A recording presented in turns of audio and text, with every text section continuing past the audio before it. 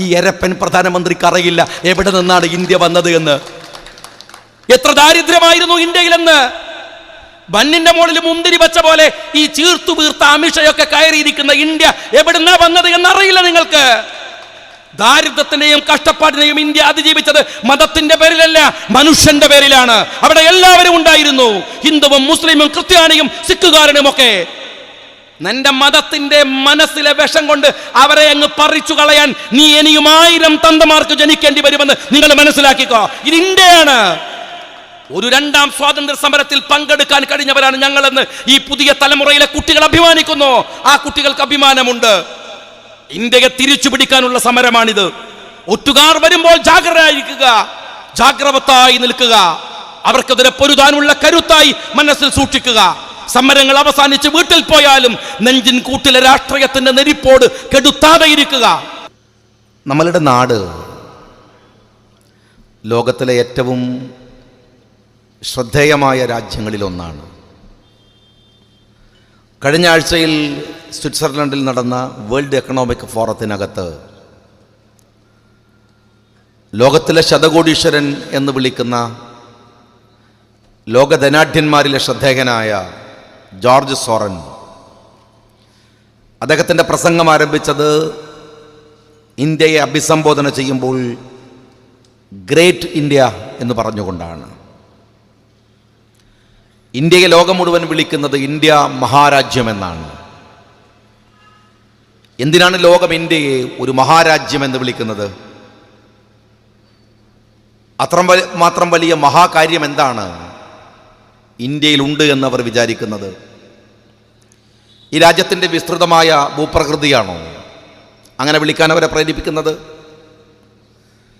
ഈ രാജ്യത്തിലെ മനോഹരമായ കൃഷിയിടങ്ങളും വയലേലകളും, ഈ രാജ്യത്തിലെ ലോകത്തിൽ മറ്റു രാജ്യങ്ങളിൽ കുറവായ ജനസംഖ്യയും പൗരന്മാരുടെ കർമ്മശേഷിയും സാമ്പത്തികമായ കരുത്തും സൈന്യത്തിൻ്റെ വലിപ്പവും ഒക്കെയാണോ ലോകത്തിൻ്റെ മുമ്പിൽ ഇന്ത്യ ഒരു മഹാരാജ്യമായി നിൽക്കാനുള്ള യോഗ്യതയെന്ന് പറയുന്നത്? അല്ല. ആ കഴിവുകളുള്ള ഒരുപാട് രാഷ്ട്രങ്ങൾ ലോകത്തിലെ മറ്റ് ഒരുപാട് രാജ്യങ്ങൾക്കുണ്ട്, ഒരുപാട് രാഷ്ട്രങ്ങളുണ്ട്. അവർക്കൊക്കെ ഈ പ്രത്യേകതകളുമുണ്ട്. ലോകത്തിൻ്റെ മുമ്പിൽ ഇന്ത്യ വ്യത്യസ്തമാകുന്നത്, വ്യതിരിക്തമായി നിൽക്കുന്നത് ഇന്ത്യയുടെ മഹോന്നതമായ ഭരണഘടന കൊണ്ടാണ്. ഇന്ത്യ പ്രതിനിധാനം ചെയ്യുന്ന വ്യത്യസ്തമായ നിരീക്ഷണങ്ങൾ കൊണ്ടും കാഴ്ചപ്പാടും കൊണ്ടാണ്. ഇന്ത്യ ഒരു തിയോക്രാറ്റിക് സ്റ്റേറ്റ് അല്ല, മതാധിഷ്ഠിതമായ ഒരു രാജ്യമല്ല. എന്നാൽ ഇന്ത്യ എല്ലാ മതങ്ങളെയും ഉൾക്കൊള്ളുന്ന ഒരു രാജ്യമാണ്. ഏത് മതത്തിൽ വിശ്വസിക്കാനും പ്രചരിപ്പിക്കാനും വിശ്വസിക്കാതിരിക്കാനും സ്വാതന്ത്ര്യമുള്ള ഒരു രാജ്യമാണ് ഇന്ത്യ. മതാധിഷ്ഠിതമല്ല ഇന്ത്യ, എന്നാൽ എല്ലാ മതങ്ങളും ഉള്ളതാണ് ഇന്ത്യ. ഈ രാജ്യം ഭൂരിപക്ഷമുള്ളവരുടേത് അല്ല. ഭൂരിപക്ഷമുള്ളവർക്ക് ഈ രാജ്യം ഭരിക്കാം, ഭൂരിപക്ഷമുള്ളവരാണ് രാജ്യം ഭരിക്കുന്നത്. പക്ഷെ എന്നു കരുതി രാജ്യം ഭരിക്കുന്നവൻ്റെതല്ല. അതുകൊണ്ടാണ് രാജ്യം ഭരിക്കുന്നവനെയൊക്കെ 5 വർഷം കഴിയുമ്പോൾ നമ്മൾ ജനങ്ങൾ തെരുവിലിറക്കി അവനെ വീണ്ടും ഹിതപരിശോധന നടത്തുന്നത്. ഭരിക്കുന്നവൻ്റെതായിരുന്നു രാജ്യമെങ്കിൽ അവൻ പിന്നെയും തുടർന്ന് ഭരിക്കുമായിരുന്നു. അങ്ങനെയെങ്കിൽ ഈ രാജ്യം കോൺഗ്രസിന്റെ കൈകളിൽ ആയി പോകുമായിരുന്നു. അവർ മാത്രമേ ഇന്ത്യ ഭരിക്കാൻ കഴിയുമായിരുന്നുള്ളൂ. ഭൂരിപക്ഷമുള്ളവൻ്റെതുമല്ല ഇന്ത്യ, ഭരിക്കുന്നവൻ്റെതുമല്ല ഇന്ത്യ, ഭരണീയരുടേതാണ് ഇന്ത്യ. ഈ രാജ്യത്തിലെ ചില പദപ്രയോഗങ്ങൾക്ക്, ഇംഗ്ലീഷിലെ പദപ്രയോഗങ്ങൾക്ക് പോലും ഇന്ത്യയുടെ ഒരു പരിപ്രേക്ഷ്യമുണ്ട്. ഇന്ത്യ മാത്രം ഉണ്ടാക്കി വെക്കുന്ന ചില പരിപ്രേക്ഷ്യം.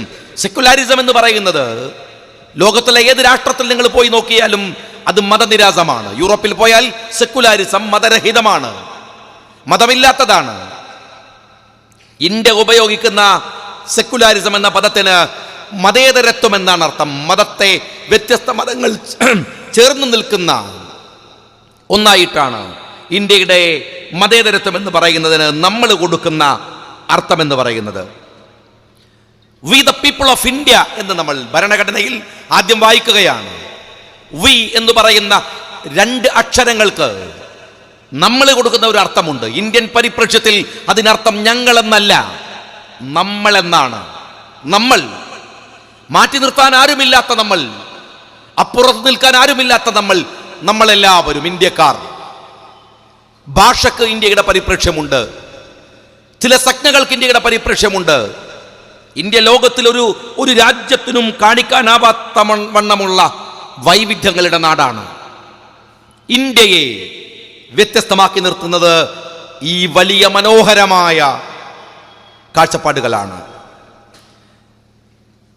പ്ലൂറലിസം എന്ന് പറയുന്നത്, അതിന് നിങ്ങൾ പുതിയ ഡിക്ഷണറിയിൽ അതിൻ്റെ അർത്ഥം നിങ്ങളൊന്ന് പരിശോധിച്ച് നോക്ക്. അതിൻ്റെ അർത്ഥം എന്താണെന്ന് അറിയുമോ? പോളിഫോണി എന്നാണ്. എന്താണ് പോളിഫോണി? പോളിഫോണി എന്ന് പറയുന്നത് ഒരു സംഗീത ശില്പമാണ്. എത്ര മനോഹരമായിട്ടാണ് ഇന്ത്യയിലെ ഈ ഭരണഘടനയെ ഉണ്ടാക്കുമ്പോൾ എത്ര സൂക്ഷ്മതയോടെയാണ് ഓരോ പദങ്ങളും പ്രയോഗിച്ചിരിക്കുന്നത് എന്ന് ഇന്ത്യയെ പഠിക്കാൻ ശ്രമിക്കുന്ന കുട്ടികൾ പരിശോധിക്കേണ്ടതാണ്. പോളിഫോണി ഒരു സംഗീത ശില്പമാണ്. എങ്ങനെയാണത്?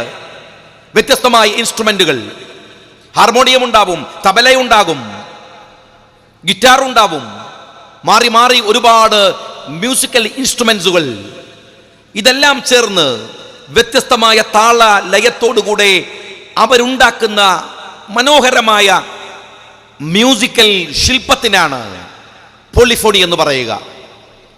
ഇന്ത്യയുടെ പോളിഫോണി എന്ന് പറയുന്നത് ഇവിടുത്തെ ഹിന്ദുവും മുസ്ലിമും ക്രിസ്ത്യാനിയും ബുദ്ധനും അടങ്ങുന്ന 4599 ജാതിയും മതങ്ങളും അടങ്ങുന്ന അവന്റെ സ്വരങ്ങളും അവന്റെ ഭാവങ്ങളും ഒക്കെ ലയിപ്പിച്ചെടുക്കുന്ന ഒരു പോളിഫോണിയാണ്, ഒരു സംഗീത ശില്പമാണ് ഇന്ത്യ എന്ന് പറയുന്നത്. അതാണ് ലോകത്തിൽ നിന്ന് ഇന്ത്യയെ മാറ്റി നിർത്തുന്ന സവിശേഷത എന്ന് പറയുന്നത്. ആ രാജ്യത്തെയാണ്, രാജ്യത്തെക്കുറിച്ചൊരു ബോധവുമില്ലാത്ത, ധാരണയില്ലാത്ത, ഈ രാജ്യം എന്ന് പറയുന്നതിനോട് പരമമായ പുച്ഛമുള്ള, വിദേശ രാജ്യങ്ങളോട് മാത്രം ഇമ്പങ്ങളും താല്പര്യങ്ങളും വെച്ച് പുലർത്തുന്ന കുറെ അപകടകാരികൾ തകർക്കാൻ ശ്രമിച്ചത്. അവർ തകർക്കാൻ ശ്രമിച്ചത് രാജ്യത്തിന്റെ ഈ മൗലികതയാണ്, അടിസ്ഥാനപരമായ മൂല്യങ്ങളെയാണ്. അതുകൊണ്ടാണല്ലോ അമിത്ഷാ ഇന്ത്യയുടെ പാർലമെന്റിൽ CAA അവതരിപ്പിക്കുമ്പോൾ പറഞ്ഞത്. എന്ത് വിഡ്ഢിത്തങ്ങൾ നിറഞ്ഞ പ്രസംഗമായിരുന്നു അദ്ദേഹത്തിൻ്റെത്. പതിറ്റാണ്ടുകൾ ചരിത്രമുള്ള ഒരു ഇന്ത്യയിലെ എത്രയോ വലിയ ബുദ്ധിജീവികൾ ഇരുന്നിരുന്നാലോചിച്ച്, പടുതുകൾ പിന്നെയും പിന്നെയും അടച്ച്, എത്രയോ ദിനരാത്രങ്ങൾ ഉറക്കമിളച്ച്, കോടിക്കണക്കിന് ജനങ്ങളോട് സംവദിച്ച് രാജ്യമുണ്ടാക്കിയ ഒരു ഭരണഘടന ഒരൽപ്പനായ അമിത്ഷാ ഒരു ദിവസം കൊണ്ട് അങ്ങ് തകർത്ത് കളയുമ്പോൾ അയാൾക്കൊന്നും പറയാൻ ഉണ്ടാവില്ല. എന്നാലും അദ്ദേഹം പറഞ്ഞത് ഇങ്ങനെയാണ്. CAA കൊണ്ടുവരുമ്പോൾ അയാൾ പറഞ്ഞത് ബംഗ്ലാദേശിനും പാകിസ്ഥാനിനും അഫ്ഗാനിനും കുഴപ്പമുണ്ട്, അവരുടെ ഭരണഘടന കുഴപ്പമുള്ളതാണ്, ആ രാജ്യങ്ങൾ തിയോക്രാറ്റിക് സ്റ്റേറ്റ് ആണ്, അതുകൊണ്ട് അവരുടെ ഭരണഘടനയിലെ കുഴപ്പം തീർക്കാൻ ഇന്ത്യയുടെ ഭരണഘടന മാറ്റുന്നു. ഇതെന്തൊരു പൊട്ടത്തരമാണ്. നരേന്ദ്രമോദിയുടെ കണ്ണിൽ കരട് പോയാൽ അമിത്ഷായുടെ വായിക്കകത്തല്ലല്ലോ ഊതേണ്ടത്. പാകിസ്ഥാന്റെ കുഴപ്പമുണ്ടെങ്കിൽ, ബംഗ്ലാദേശിന് കുഴപ്പമുണ്ടെങ്കിൽ നിങ്ങൾ മാറ്റേണ്ടത് അവരുടെ ഭരണഘടനയാണ്, പവിത്രമായ ഇന്ത്യയുടെ ഭരണഘടനയല്ല. അതല്ലേ മാറ്റേണ്ടത്. നിങ്ങൾ എന്താണ് പാകിസ്ഥാനെ കുറിച്ച് പറയുന്ന ആക്ഷേപം? അവിടുത്തെ മൈനോറിറ്റിയോട് അവർ മോശമായി പെരുമാറുന്നു, അതുകൊണ്ട് അവർ ഇവിടെ വന്നാൽ അതല്ലേ പ്രശ്നം. അപ്പൊ നിങ്ങൾ എന്താ ചെയ്യുന്നത്? അവന്റെ പ്രശ്നങ്ങൾ പരിഹരിക്കാൻ നിങ്ങൾ ഇവിടുത്തെ മൈനോറിറ്റിയോട് മോശമായി പെരുമാറുന്നു. ഇതെന്താ സംബന്ധമാണ്? ശശി തരൂർ പറഞ്ഞത് ഇതാണ്. നിങ്ങൾ ഇന്ത്യയെ ഒരു കൊച്ചു പാകിസ്ഥാനാക്കാൻ ശ്രമിക്കുകയാണ്. നിങ്ങൾ ഇന്ത്യയെ പാകിസ്ഥാന്റെ മറ്റൊരു പരിച്ഛേദമാക്കി മാറ്റാൻ നിങ്ങൾ ശ്രമിക്കുകയാണ്. അവന്റെ ഭരണഘടനയിലെ കുഴപ്പങ്ങൾ പരിഹരിക്കാൻ ഇവിടെയല്ല, ഇന്ത്യയിലല്ല. ഞാൻ നിങ്ങളോട് ചോദിക്കട്ടെ, ഇന്ത്യയിൽ ജനിച്ച് ജീവിച്ച് 60 കൊല്ലം 70 കൊല്ലം 80 കൊല്ലം ഇന്ത്യയിൽ ജനിച്ച് ഇവിടെ ജീവിച്ച ഒരാൾ, അദ്ദേഹത്തിന്റെ ഈ രാജ്യത്തെ അത്രമേൽ സുരക്ഷിത ബോധത്തോടു കൂടിയല്ലേ എല്ലാവരും ജീവിക്കുന്നത്. നിർഭാഗ്യവശാൽ അയാൾക്ക് രേഖകളില്ല, കാണിക്കാൻ കഴിഞ്ഞില്ല. അയാളോട് നിങ്ങൾ പറയാണ്, നിങ്ങൾ രാജ്യം വിട്ടു പോകണം, അല്ലെങ്കിൽ ഡിറ്റൻഷൻ സെന്ററിലേക്ക് പോകണം. ഏത് കാലത്ത് ഇന്ത്യയും പാകിസ്ഥാനും തമ്മിൽ യുദ്ധം നടക്കുമ്പോൾ അയാൾ ഇന്ത്യയുടെ കൂടെയുണ്ട്. കാർഗിലിൽ യുദ്ധം നയിക്കുമ്പോൾ അയാൾ ഇന്ത്യയുടെ സേനയുടെ മുമ്പിൽ തോക്ക് പിടിച്ചുണ്ട്. പക്ഷെ രേഖയില്ല. അതുകൊണ്ട് പറയുന്നു, നിങ്ങൾ പാകിസ്ഥാനിൽ അല്ലെങ്കിൽ ഇവിടെ ജീവിക്കേണ്ടവനല്ല. ഇന്ത്യയും പാകിസ്ഥാനും തമ്മിൽ യുദ്ധം നടക്കുമ്പോൾ ഇന്ത്യക്കെതിരെ നിന്ന ഒരാൾ, ഇന്ത്യക്കെതിരായി പട നയിച്ച ഒരാൾ പാകിസ്ഥാനിൽ നിന്ന് ഇന്ത്യയിലേക്ക് വന്നാൽ ഈ രാജ്യം അയാൾക്ക് രേഖയുണ്ടാക്കി കൊടുക്കും. എന്തുമാത്രം രസകരമാണ് ഈ രാജ്യത്ത് വരുത്തിയിട്ടുള്ള ഭരണഘടന എന്ന് മാറ്റം എന്ന് പറയുന്നത്. ഈ രാജ്യത്ത് ജീവിച്ചവർക്ക് രേഖയില്ലെങ്കിൽ ഡിറ്റൻഷൻ സെന്റർ, ഈ രാജ്യത്തു തന്നെ ജീവിക്കാത്തവന് ഈ രാജ്യം രേഖയുണ്ടാക്കി കൊടുക്കും. എന്തെല്ലാം അസംബന്ധങ്ങളാണ് നിങ്ങൾ പറയാൻ ശ്രമിക്കുന്നത്. മറ്റൊന്ന്, മതത്തെ ഒരു ക്രിമിനൽ ശിക്ഷാവിധിക്ക് മതമെന്നതിനെ കാരണമാക്കാൻ എങ്ങനെയാണ് കഴിയുക? ഞാൻ ചോദിക്കുന്നത്, മതം എന്ന് പറയുന്നത് എന്താണ്? നിങ്ങൾ അയാൾ ക്രിസ്ത്യാനിയാണ് എന്നതുകൊണ്ട് അയാളെ തൂക്കിക്കൊല്ലാൻ വിധിച്ചു എന്ന് വെക്കുക. ക്രിസ്ത്യാനി ആയതുകൊണ്ട് അയാളെ തൂക്കാൻ വിധിച്ചു, രാജ്യം കടത്താൻ തീരുമാനിച്ചു. രാജ്യം കടക്കാൻ പോകുന്നതിന്റെ തലേ ദിവസം അയാൾ പറഞ്ഞു, ഞാൻ ആ മതം വിട്ടു. തീർന്നില്ലേ?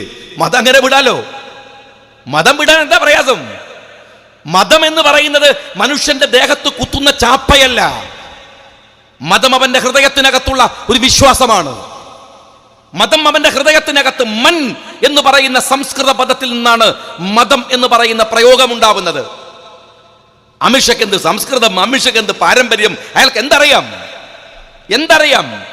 മതം എന്ന് പറയുന്നത് ഒരു ചാപ്പകുത്തലല്ല.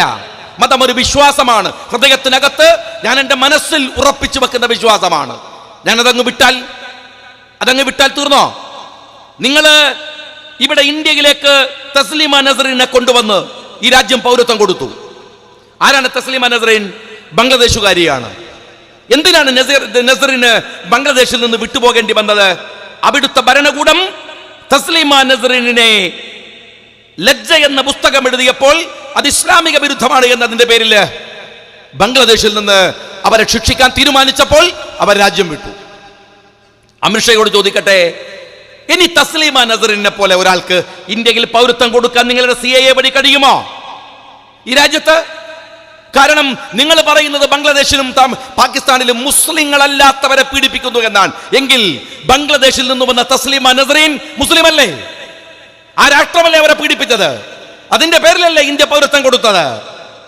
അപ്പൊ പിന്നെ നിങ്ങൾ പറയുന്നതിന്റെ ന്യായവാദം എന്താണ്? അതൊന്ന് നിങ്ങൾ പറഞ്ഞേ, എന്താണ് അതിന്റെ ന്യായവാദം? ഇത് വസ്തുതാപരമായി പരിശോധിച്ചാൽ ഇതൊന്നുമല്ല കാര്യം. ഇതൊരു വലിയ കുഴപ്പമുണ്ടാക്കലാണ്. മനുഷ്യന്റെ മനസ്സിൽ മതിൽ കെട്ടാനുള്ള പരിശ്രമമാണ്. നിങ്ങൾ തിരിച്ചറിയേണ്ട ഒരു കാര്യമുണ്ട്, രാജ്യം ഭരിക്കാൻ വൈകാരികത കൊണ്ട് സാധിക്കില്ല. ഞാൻ എപ്പോഴും പറയാറുണ്ട്, രാജ്യം ഭരിക്കാൻ വൈകാരികത കൊണ്ട് കഴിയില്ല. രാജ്യത്ത് ഭൂരിപക്ഷം കിട്ടാൻ വൈകാരികത മതി, മതം പറഞ്ഞാൽ മതി. മതം പോലെയുള്ള ഒരു കുഴപ്പം പിടിച്ച ആളുകളെ വശത്താക്കാൻ കഴിയുന്ന വേറെ ഉപകരണമില്ലല്ലോ. മതം ഉപയോഗിക്കാം, പക്ഷെ വൈകാരികത കൊണ്ട് രാജ്യം ഭരിക്കാനാവില്ല. നിങ്ങൾ എല്ലാവരെയും മതം പറഞ്ഞിളക്കി വിട്ട് വർഗീയത കൊണ്ട് രാജ്യത്ത് ഭൂരിപക്ഷം ഉണ്ടാക്കി ഭരിക്കാൻ വന്നു. പക്ഷെ നിങ്ങൾക്കിത് അറിയില്ല, നിങ്ങൾ ഇതുവരെ പഠിച്ചിട്ടില്ല. രാഷ്ട്രമീമാംസയുടെ ബാലപാഠം പോലും ഈ നരേന്ദ്രമോദിക്കും അമിത്ഷയ്ക്കും അറിയില്ല. അതിന്റെ ഫലം എന്താണ്? രാജ്യം കടുത്ത സാമ്പത്തിക പ്രതിസന്ധിയിലേക്ക് കൂപ്പുകുത്തുകയാണ്. അല്ലാതെ ഇവിടുത്തെ മുസ്ലിങ്ങളെ അങ്ങ് ഇല്ലാതാക്കി കളയാം എന്ന് നിങ്ങൾക്ക് സ്വപ്നം കാണുന്നില്ല എന്നും ഞങ്ങൾക്കറിയാം. കാരണം അത് നടക്കുന്ന കാര്യമൊന്നുമല്ല. എന്തുകൊണ്ടെന്നറിയോ? നമ്മൾ മലയാളികളാണ്, നമ്മൾ ഇന്ത്യക്കാരനാണ്. അവിടെ മാത്രം തീരുന്നില്ലല്ലോ പ്രശ്നം. നമ്മളൊരു അന്താരാഷ്ട്ര പൗരന്മാരാണ്. ഒരു രാജ്യത്തെ റെഫ്യൂജി ആരാണ്? ഒരു രാജ്യത്ത് അതിരു കടന്നു വരുന്നവൻ ആരാണ്? ഒരു രാജ്യത്തെ അഭയാർത്ഥി ആരാണ്?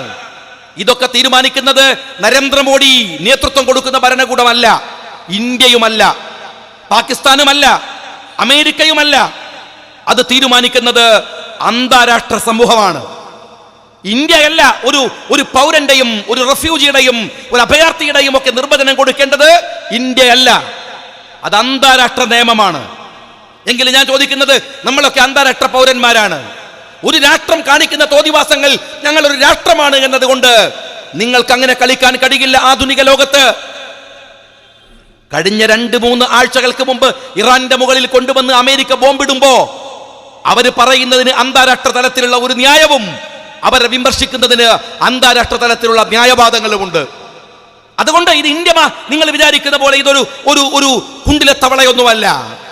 നിങ്ങൾക്ക് ഇവിടുത്തെ മുസ്ലിങ്ങളെ, അതും 25 കോടിയോളം വരുന്ന മുസ്ലിങ്ങളെ അവരെ അങ്ങ് തിന്നു തീർക്കാൻ പറ്റിയ വയറൊന്നും നരേന്ദ്രമോദിക്കും അമിത്ഷയ്ക്കും ഇല്ലെന്നത് കാലത്തിനറിയാം. നിങ്ങൾക്കൊന്നാവാൻ പോണില്ല. അതൊക്കെ ചുമ്മാ നിങ്ങൾ പടായി ഇവിടെയാണ്. നിങ്ങൾ സത്യത്തിൽ ഇവിടുത്തെ ഹിന്ദുവിനെയും മുസ്ലിമിനെയും തമ്മിൽ തെറ്റിച്ച് നിങ്ങൾ ചെയ്യുന്നത് നിങ്ങളുടെ കഴിവുകേടുകളെ മറക്കുകയാണ്. അതാണ് വസ്തുത. നിങ്ങൾക്ക് ഭരിക്കാൻ അറിയില്ല. ഞാൻ പറഞ്ഞല്ലോ, രാഷ്ട്രത്തെക്കുറിച്ച് നിങ്ങൾക്കറിയില്ല, ഈ സാമ്പത്തിക രംഗത്തെക്കുറിച്ച് നിങ്ങൾക്കറിയില്ല. നോട്ട് നിരോധനം നടത്തുമ്പോൾ ഒരു അന്തംഗം ഈ പൊട്ടൻ പോലും ചെയ്യാത്തതാണ് ഇന്ത്യയുടെ പ്രധാനമന്ത്രി ചെയ്തു വെച്ചത്. നിങ്ങൾക്കറിയില്ല. ഈ രാജ്യം നിങ്ങൾക്കറിയുമോ? ലോകത്തിലെ ഏറ്റവും വലിയ കാർഷിക രാജ്യമാണ്. ഒരുപാട് രാഷ്ട്രങ്ങളെ പോറ്റുന്നത് ഈ നാട്ടിൽ ഇന്ത്യക്കാരൻ പണിയെടുക്കുന്ന ഭക്ഷണം കൊണ്ടാണ്. ഈ രാജ്യത്തിന്റെ സാമ്പത്തിക ഭദ്രത ഈ രാജ്യത്തിന്റെ കയറ്റുമതിയിൽ നിന്നാണ് നമ്മൾ ഉണ്ടാക്കിയത്. ഇന്ത്യയുടെ കാർഷിക രംഗത്തിന്റെ സ്ഥിതി എന്താണ്? തകർന്ന് നാരായണക്കല്ലെടുത്തില്ലേ? എത്രമേൽ ഭീകരമായി തകർന്നു പോയി ഇന്ത്യ. ഇന്ത്യയുടെ കാർഷിക രംഗം തകർന്നു തരിപ്പണമായി.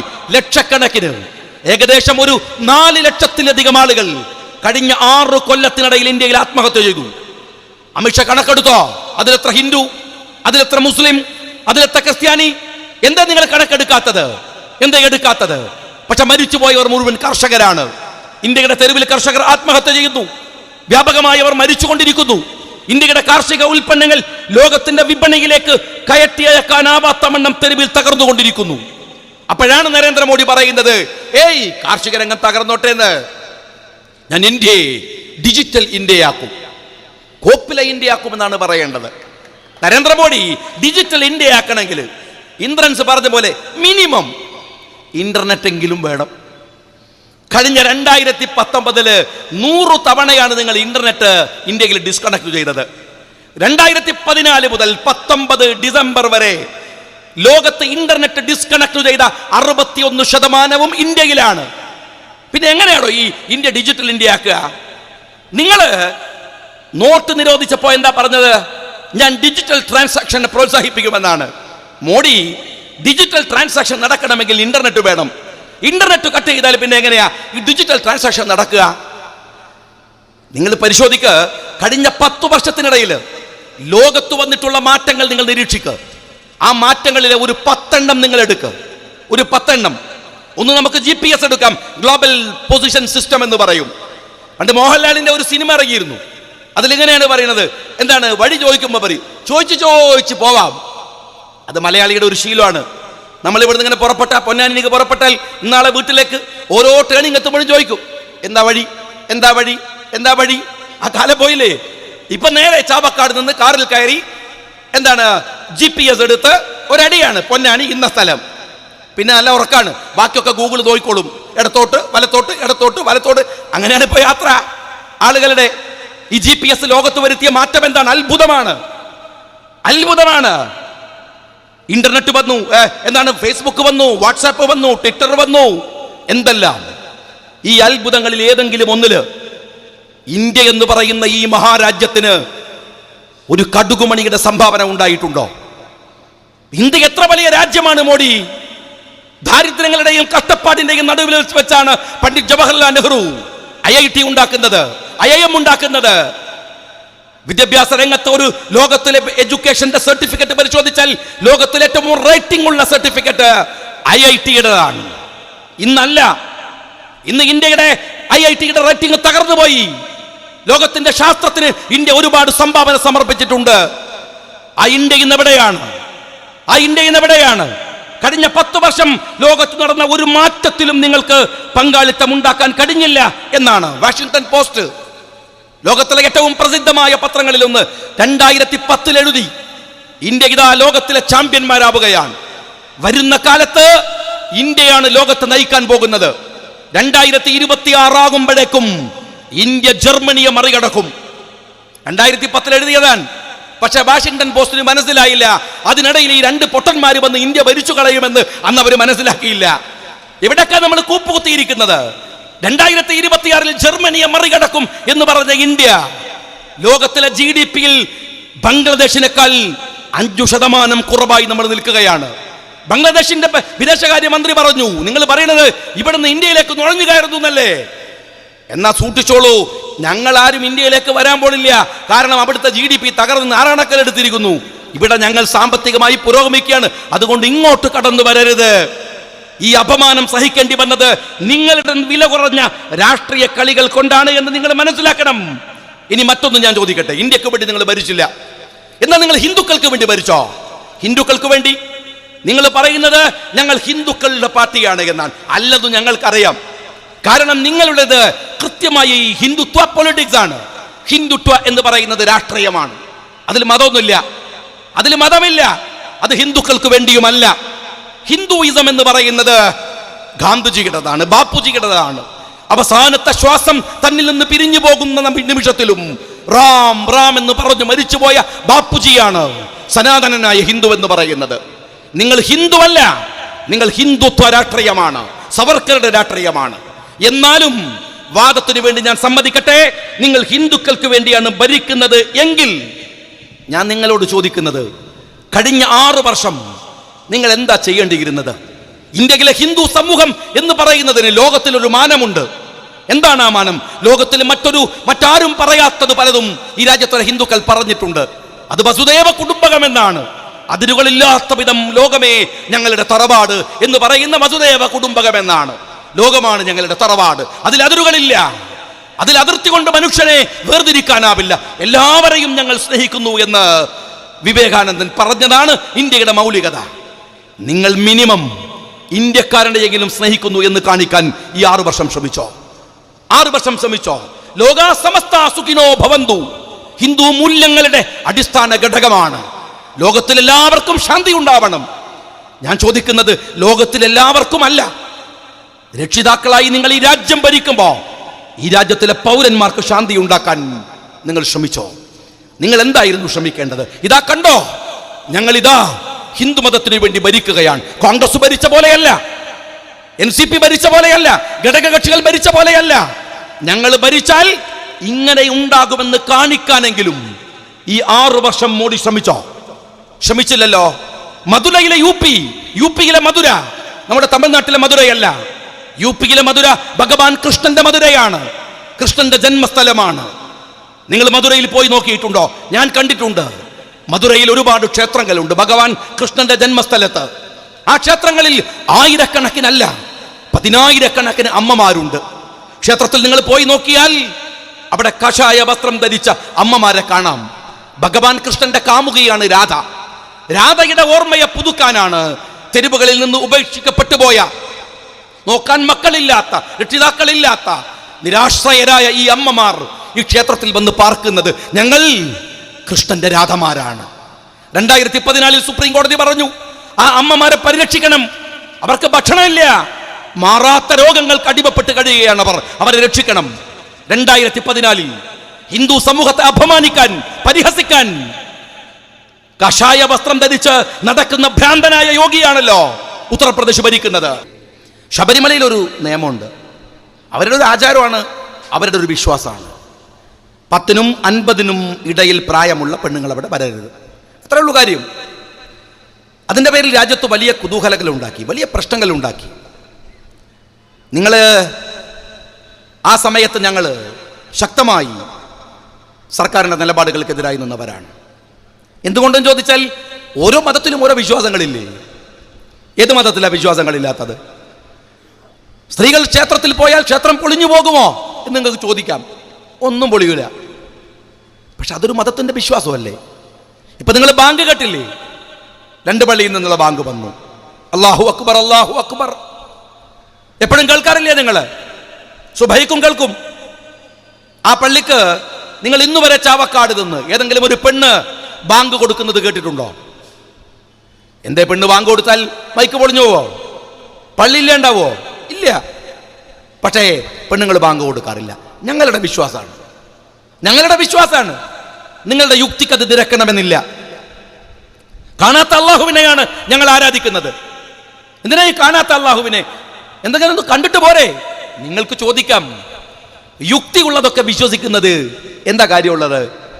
യുക്തിക്ക് നിരക്കുന്നത് മാത്രം വിശ്വസിക്കുന്നെങ്കിൽ വിശ്വാസത്തിന്റെ ഫലം എന്താണ്? വിശ്വാസം എന്ന് പറയുന്നതിന് ഫലമുണ്ടോ? അത് നിങ്ങൾ യുക്തി കൊണ്ട് മറുപടി പറയുന്നതിന് മാത്രമല്ല, അതാണ് അത് നെഞ്ചിൻ കൂട്ടിനകത്താണെന്ന്. ഇന്നക്രമക്കും ഇൻദല്ലാഹി യതഖാക്കും, ഹൃദയത്തിനകത്തേക്ക് മാത്രമാണ് എന്റെ നോട്ടമെന്ന് അല്ലാഹു വിശുദ്ധ ഖുർആനിൽ പറയുന്നത്. ഹൃദയത്തിനകത്ത് ഞങ്ങൾ സൂക്ഷിക്കുന്ന വിശ്വാസമാണ്. എല്ലാ മതത്തിലും അതുണ്ട്. അതുകൊണ്ട് ശബരിമലയിൽ അവരുടെ വിശ്വാസത്തെ നിങ്ങൾ ചോദ്യം ചെയ്യരുത് എന്ന് ഞങ്ങൾ പറഞ്ഞു. അതിന്റെ പേരിൽ നിങ്ങൾ രാജ്യത്ത് മതിലുണ്ടാക്കി. എനിക്ക് ഏറ്റവും വലിയ സങ്കടമുള്ള കാര്യം അതായിരുന്നു. മതിലുണ്ടാക്കി നിങ്ങൾ. ആ മതിലിൽ നിങ്ങൾ കൊണ്ടുവന്ന് ചെയ്യരുതാത്തത് ചെയ്തു. മാപ്പിള പെണ്ണുങ്ങളെ മതിലിൽ നിർത്തി നിങ്ങൾ അതിന്റെ ഫോട്ടോ എടുത്ത് പത്രങ്ങൾക്ക് കൊടുത്ത് ദേശാഭിമാനിയും കൈരളിയും അത് ആഘോഷിച്ചു. പാടുണ്ടായിരുന്നോ? മുസ്ലിം പെണ്ണുങ്ങൾക്ക് ആ മതിലിൽ എന്തായിരുന്നു കാര്യമുണ്ടായിരുന്നത്? പർദ്ദയിട്ട മതിലിൽ പോയി നിൽക്കുമ്പോൾ ആലോചിക്കണമായിരുന്നു. ഞങ്ങൾക്കും ഇതുപോലെയുള്ള ഒരുപാട് വിശ്വാസങ്ങളുണ്ട്, ഇതുപോലെയുള്ള രീതികളുണ്ട്. മറ്റൊരു മതത്തിന്റെ വിശ്വാസത്തെ ചോദ്യം ചെയ്യുന്ന മതിലിൽ പോയി പർദ്ദയും ഇട്ട് നിൽക്കുമ്പോ നിങ്ങൾ മനസ്സിലാക്കിയിരുന്നോ? ഈ പൗരത്വത്തിന്റെ പ്രശ്നം വരുമ്പോൾ രാജ്യത്തിന്റെ തെരുവുകൾ ഇറങ്ങിയ കോടിക്കണക്കിന് ഹിന്ദു മതവിശ്വാസികളെ കുറിച്ച് എന്താ നിങ്ങൾ ആലോചിച്ചില്ല? ഈ കമ്മ്യൂണിസ്റ്റുകാരന്റെ വൃത്തികെട്ട രീതികൾക്ക് പോയി നിന്നുകൊടുത്താൽ പിന്നീട് തലയിൽ മുണ്ടിട്ടിറങ്ങേണ്ടി വരുമെന്നത് അവിടെ പോയി നിൽക്കുന്നവർക്ക് തിരിച്ചറിയാത്ത ഒരു രാഷ്ട്രീയമാണ്. പിന്നീട് ഖേദിക്കേണ്ടി വരും. ആ നിലപാടാണ് നിങ്ങൾ ഉണ്ടാക്കിയത്. അവിടെ പെണ്ണുങ്ങളെ കൊണ്ടുപോയി നിർത്തി നിങ്ങൾ. എന്ത് കാര്യമുണ്ട്? മാപ്പിള പെണ്ണുങ്ങൾക്ക് എന്താണ് ശബരിമലയിൽ പെണ്ണുങ്ങൾ കയറാത്തതുമായി ബന്ധപ്പെട്ട വിശ്വാസത്തിൽ ഇടപെടാനുള്ള അവകാശമുള്ളത്? ഈ രാജ്യത്തിൽ എല്ലാവർക്കും അവരുടെ വിശ്വാസങ്ങളുണ്ട്. അത് മറ്റുള്ള മതങ്ങൾ ചോദ്യം ചെയ്യേണ്ടതല്ല. അങ്ങനെ നിങ്ങൾ ചെയ്തു. ഞാൻ അതിന്റെ വിശദമായ വശങ്ങളിലേക്ക് കടക്കുകയല്ല. ഞാൻ പറഞ്ഞു വന്ന മാറ്റർ വേറെയാണ്. ആ വിഷയം രാജ്യത്ത് കത്തുമ്പോ നിങ്ങളുടെ അഡ്വക്കേറ്റ് ശ്രീധരപിള്ള ഒരു ഡയലോഗ് പറഞ്ഞു. കിട്ടിയ അവസരമാണ്. ഇപ്പൊ നമ്മൾ പിണറായി പറയുന്ന പോലെ മുതലാക്കി കളയാം, ഇല്ലേ? മുതലാക്കി കളയാം. ഞാൻ BJP കാരനോട് സംഘ് പരിവാരത്തോട് ചോദിക്കട്ടെ, നിങ്ങൾ കിട്ടിയ അവസരം മുതലാക്കാൻ വന്നല്ലോ. ശബരിമലയേക്കാൾ 4400 വർഷം പെണ്ണുങ്ങളുടെ പാദസ്പർശമേൽക്കാത്ത, സ്ത്രീകളുടെ പാദസ്പർശമേൽക്കാത്ത ശനി ഷിക്നാപൂർ എന്ന് പറയുന്ന ഒരു ക്ഷേത്രമുണ്ട് മഹാരാഷ്ട്രയിൽ. 400 വർഷം ആ ക്ഷേത്രത്തിൽ പെണ്ണുങ്ങൾ കയറിയിട്ടില്ല. അവിടെ ഒരു പൂജാതി കർമ്മം നടത്തി അന്ന് അവസാനിപ്പിച്ചതാണ് സ്ത്രീ സന്ദർശനം. എന്നാൽ ആ ശനി ഷിക്നാപൂരിലേക്ക് RSSന്റെ ഗുണ്ടകളെ വെച്ച്, സംഘപരിവാർ ഗുണ്ടകളെ വെച്ച് ശനി ഷിക്നാപൂരിലേക്ക് പെണ്ണുങ്ങളെ നിങ്ങൾ കയറ്റിയത് നിങ്ങൾ മഹാരാഷ്ട്ര ഭരിക്കുമ്പോഴാണ്. NCPയും കോൺഗ്രസും ഭരിക്കുമ്പോഴല്ല. നിങ്ങൾ ഭരിക്കുമ്പോ ആ നിങ്ങളാണ് ഇവിടുത്തെ ഹിന്ദുക്കൾക്ക് വേണ്ടി നിൽക്കുന്നു എന്ന് പറയാൻ നിങ്ങൾ ശ്രമിക്കുന്നത്. നിങ്ങൾക്ക് യഥാർത്ഥത്തിൽ നിങ്ങളുടെ മനസ്സിനകത്തുള്ളത് അധികാരധുരയല്ലാതെ, അധികാരത്തിന്റെ താല്പര്യമല്ലാതെ മറ്റൊന്നുമല്ല. അല്ലായിരുന്നുവെങ്കിൽ നിങ്ങളുടെ ഒരു കേന്ദ്രമന്ത്രിയുടെ ഡയലോഗ് നിങ്ങൾ കേട്ടതല്ലേ? എന്താ നിങ്ങൾ പറഞ്ഞത്? ഞങ്ങളുടെ മാതൃക ഇസ്രയേലാണ്. എന്റെ BJP-കാരാ, തന്റെ വീട്ടിൽ കുട്ടികൾ പഠിക്കുന്ന സ്കൂളിലെ ആ ഭൂപടമുണ്ടെങ്കിൽ ഒന്ന് എടുത്തു നിവർത്തി നോക്ക് രാത്രി പോയിട്ട്. അത് നോക്കിയാൽ നിങ്ങൾ ഇസ്രായേൽ എവിടെയെന്ന് ഭൂതക്കണ്ണാടി വെച്ചൊന്ന് തിരഞ്ഞു നോക്ക്. ആ ഭൂപടത്തിൽ ഒരു പൊട്ടുപോലെ നിങ്ങൾക്ക് കാണാൻ കഴിയും ഇസ്രായേൽ എന്ന രാജ്യത്തെ. എന്നിട്ട് നീ പാർക്കുന്ന ഇന്ത്യ ഒന്ന് നോക്ക്. ആ ഭൂപടത്തിൽ നെഞ്ചു വിരിച്ചു നിൽക്കുന്ന ഒരു വലിയ ഉപഭൂഖണ്ഡത്തിന്റെ പേരാണ് ഇന്ത്യ മഹാരാജ്യം എന്ന് പറയുന്നത്. ഇവിടെയാണ് കൃഷ്ണൻ ജനിച്ചത്, ഇവിടെയാണ് ഗാന്ധിജി ജനിച്ചത്, ഇവിടെയാണ് വിശ്വനാഥൻ ജനിച്ചത്, ഇവിടെയാണ് രാമൻ ജനിച്ചത്, ഇവിടെയാണ് വാൽമീകി ജനിച്ചത്, ഇവിടെയാണ് വ്യാസൻ ജനിച്ചത്, ഇവിടെയാണ് വിവേകാനന്ദൻ ജനിച്ചത്. തനിക്ക് ഈ രാജ്യത്തോട് വെറുപ്പാണ് അല്ലേ? നിന്റെ മാതൃക ഇസ്രായേലാണ്. മനുഷ്യന്റെ ചോര കൊണ്ട് കുടിക്കുന്ന ഇസ്രായേല്. മാനുഷാദ എന്ന് പാടിയ വാൽമീകിയുടെ ഇന്ത്യ നിനക്ക് വെറുപ്പാണ്. നിനക്കിഷ്ടം ഇസ്രായേലിനോടാണ്. നിങ്ങളുടെ താല്പര്യങ്ങൾ എന്താണ് എന്ന് പരിശോധിക്കാൻ അതിനെ കൂടുതൽ പോകേണ്ട കാര്യമല്ല. ആ ഇസ്രായേലിനെ മാതൃകയാക്കിക്കോ. നീ കുഴപ്പമില്ല. ഇസ്രായേൽ പറയുന്ന പോലെ ലിസ്റ്റൊക്കെ ഉണ്ടാക്കിക്കോ. ആ ലിസ്റ്റൊക്കെ നിങ്ങൾ ഉണ്ടാക്കിക്കോ. പക്ഷെ ഇസ്രായേൽ വിചാരിച്ചാലൊന്നും ഒരു ജനതയെ നിഷ്കാസനം ചെയ്യാൻ കഴിയില്ല എന്ന് അവർ ഫലസ്തീനിലെ മുസ്ലിങ്ങൾക്ക് മുമ്പിൽ തോറ്റുമുട്ടുമടക്കി നിൽക്കുന്നത് നിങ്ങൾ കണ്ടുകൊണ്ടിരിക്കുകയാണ്. വിരല് കൊണ്ടെണ്ണി തീർക്കാം ഫലസ്തീനിലെ മുസ്ലിങ്ങളെ, വിരല് കൊണ്ടെണ്ണി തീർക്കാം. ലോകത്തെ കെടുകിട വിറപ്പിക്കുന്ന ബുദ്ധിരാക്ഷസന്മാർ ഈ ഇസ്രായേലികൾ, ജൂതന്മാർ, ഈ നെതന്യാഹു എത്ര വർഷമായിടോ ചെയ്യുന്നത്? എന്തെല്ലാം അക്രമങ്ങൾ നടത്തി. എന്നിട്ട് വിരല് കൊണ്ട് എണ്ണി തീർക്കാവുന്ന ആ ഫലസ്തീനിലെ അവിടുത്തെ ജനതയെ നിങ്ങൾക്ക് നിഷ്കാസനം ചെയ്യാൻ കഴിയാന്നിട്ടാണ് 25 കോടി ജനങ്ങളെ അങ്ങ് മൂക്കിൽ വലിച്ചു കളയാമെന്ന് കരുതി ഇസ്രായേലിന്റെ ലിസ്റ്റും വാങ്ങി നിങ്ങൾ ഇന്ത്യയിലേക്ക് വരുന്നത്. അസംബന്ധമാണിത്, അസംബന്ധമാണ്. നിങ്ങൾ അവരെ കുറിച്ച് പഠിക്കാത്തതിന്റെ കുഴപ്പമാണ്. നിങ്ങൾ എന്താ കരുതിയത്? 2002 ഗുജറാത്താണ് ഇന്ത്യ എന്നാണോ? 2002 ഗുജറാത്താണ് ഇന്ത്യ എന്ന് വിചാരിച്ചു. 12,000 പേരെ ചുട്ടുകൊന്ന് മോദി എന്ന് പറയുന്ന രാക്ഷസനങ്ങ് ഭരിച്ചു തിമർത്തപ്പോ ഗുജറാത്തിൽ ആരും ശബ്ദിച്ചില്ല.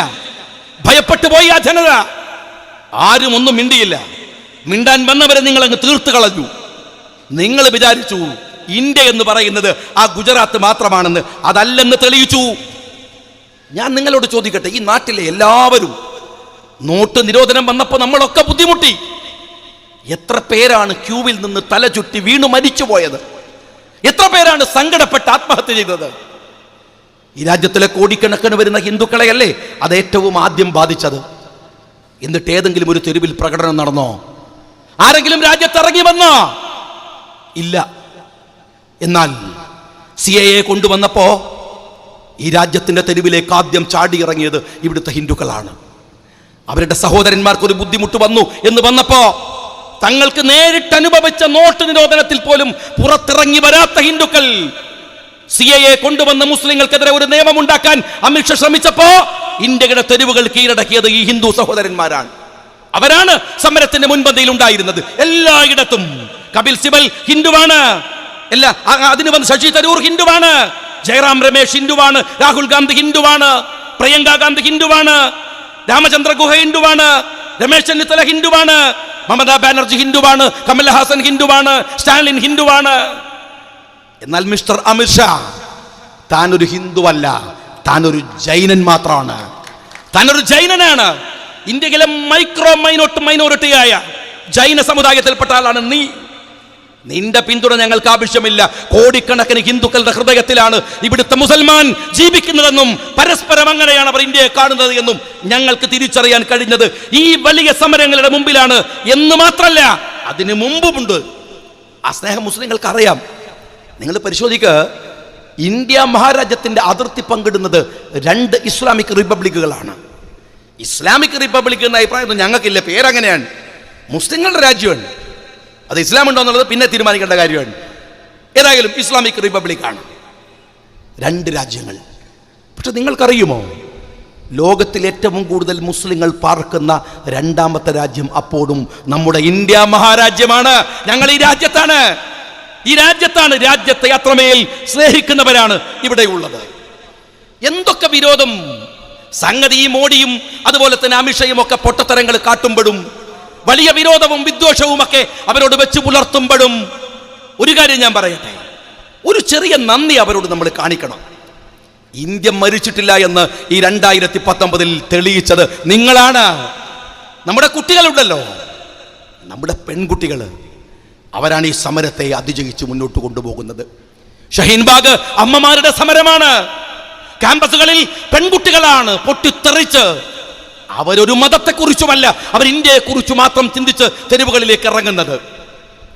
ഈ രാജ്യത്തിന് രാഷ്ട്രീയ ബോധം ഉണ്ടാക്കി കൊടുത്തു മോഡി. നിങ്ങൾ രാഷ്ട്രീയ ബോധം ഉണ്ടാക്കി കൊടുത്തു. എപ്പോഴും പറയാറുണ്ട്, എൻ്റെ ഉമ്മ CH റഷീദിനും അതുപോലെ സാദിഖ് അലിക്കൊക്കെ അറിയാം. എൻ്റെ ഉമ്മ MSF മുതൽ ചെറുപ്പത്തിലെ പ്രസംഗിക്കാനൊക്കെ പോകും. അതും കണ്ണൂർ ഭാഗത്താണ്, വയനാട്ടിൽ നിന്ന് ഇറങ്ങാൻ സുഖം. കണ്ണൂരിൽ നിന്ന് കേൾക്കുമ്പോൾ തന്നെ നമ്മളെ പെണ്ണുങ്ങൾക്കൊക്കെ പേടിയാണ്. ഞാൻ പോകുമ്പോൾ ഉമ്മ പറയൂ, നിനക്ക് എന്തിൻ്റെ പണിയാണ്? ഏട്ടനെ കണ്ടുപിടിച്ചൂടെ, അനുജനെ കണ്ടുപിടിച്ചൂടെ, വെറുതെ പ്രസംഗിച്ചടക്കുക. ഒരു പുച്ഛായിരുന്നു. ഇപ്പോൾ ഉമ്മ എന്താ വൈകുന്നേരം ചോദിക്കാല്ലെന്ന് പരിപാടിയൊന്നുമില്ല, റാലിയൊന്നുമില്ല. ഇപ്പം രാഷ്ട്രീയ ബോധമാണ്. ഉമ്മാർക്കൊക്കെ എന്തൊരു രാഷ്ട്രീയ ബോധമാണ്. എനിക്ക് വലിയ സന്തോഷമുണ്ട്. നിങ്ങൾ ഈ രാജ്യത്തിൻ്റെ ആത്മാവിനെ തിരിച്ചു തന്നിരിക്കുന്നു. നരേന്ദ്രമോദി, അമിത്ഷാ ഈ രാജ്യത്തെ തിരിച്ചു തന്നിരിക്കുന്നു. ഇന്ന് ദേശീയ ഗാനം ചൊല്ലുമ്പോൾ രോമം എഴുന്നു നിൽക്കുകയാണ്. പണ്ട് സ്കൂളിലെ കുട്ടികൾ അസംബ്ലിയിൽ സ്കൂൾ വിടുമ്പോൾ ചൊല്ലുന്ന ഒരു സംഗീതമായി ആസ്വദിച്ചിരുന്ന ജനഗണമന, അത് കേൾക്കുമ്പോൾ നമ്മളുടെ നരമ്പുകൾ എഴുന്നേറ്റ് നിൽക്കുന്നുണ്ട്, രോമം എഴുന്നേറ്റ് നിൽക്കുന്നുണ്ട്. നമ്മുടെ രാഷ്ട്രീയക്കാര് മൊബൈലിലെ ഒരു ട്യൂണാണ്. കാണുമ്പോൾ എനിക്ക് ദേഷ്യം പിടിക്കും കേൾക്കുമ്പോൾ. ഞാൻ അവരോടൊക്കെ പറയാറുണ്ട്, എന്താണ് സാരേ ജഹാം അച്ഛ, അവൻ്റെ രാഷ്ട്രബോധം അവളോട് തീർന്നു മൊബൈലിൽ ട്യൂണാക്കിയാൽ. അങ്ങനെ ഒരു ട്യൂണാക്കി വെക്കാവുന്നതാണോ? അത് ആയിരുന്നില്ല. ആ ബോധം നമുക്ക് വന്നു. സമരങ്ങളിൽ വിളിക്കുന്ന മുദ്രാവാക്യം ഈ രാജ്യത്തെക്കുറിച്ചാണ്. സമരങ്ങളിൽ ഉയർത്തിപ്പിടിക്കുന്ന കൊടി ദേശീയ പതാകയാണ്. ഈ ഇന്ത്യക്കാരനെ പിന്നെയും പിന്നെയും ദേശീയ ഗാനം ചൊല്ലിക്കാൻ, പിന്നെയും പിന്നെയും രാഷ്ട്രപതാക പിടിപ്പിക്കുവാൻ ഈ 2 ചെകുത്താന്മാർ ഒരു കാരണമായി എന്നതിൽ നന്ദിയുണ്ട് ഈ BJPയുടെ ഭരണകൂടത്തോട്. ഈ രാജ്യത്തെ രാഷ്ട്രീയ ബോധമുള്ളവരാക്കി നിങ്ങൾ തിരിച്ചു തന്നിരിക്കുന്നു. ജനങ്ങൾ തനിവരാൻ. ചെറുപ്പക്കാരെ കുറിച്ച് നമ്മൾ എന്താ വിചാരിച്ചത്? അവരിങ്ങനെ 24 മണിക്കൂറും താഴോട്ട് നോക്കി നിൽക്കുന്നവരാണ്. മൊബൈലിൽ ഇങ്ങനെ നോക്കിക്കണ, ബസ് കയറിയാൽ ട്രെയിനിൽ കയറിയാൽ ഫേസ്ബുക്ക് വാട്സാപ്പ് വലിയ കാരണന്മാരൊക്കെ ഇങ്ങനെ പറയും. ഇപ്പോഴത്തെ കുട്ടികളുടെ കാര്യം എന്താണ്? ഇവർക്ക് യാതൊരു ചിന്തയില്ല. അവർ നിസ്സാരന്മാരല്ലാന്ന് മനസ്സിലായില്ലേ കാരണവന്മാരെ?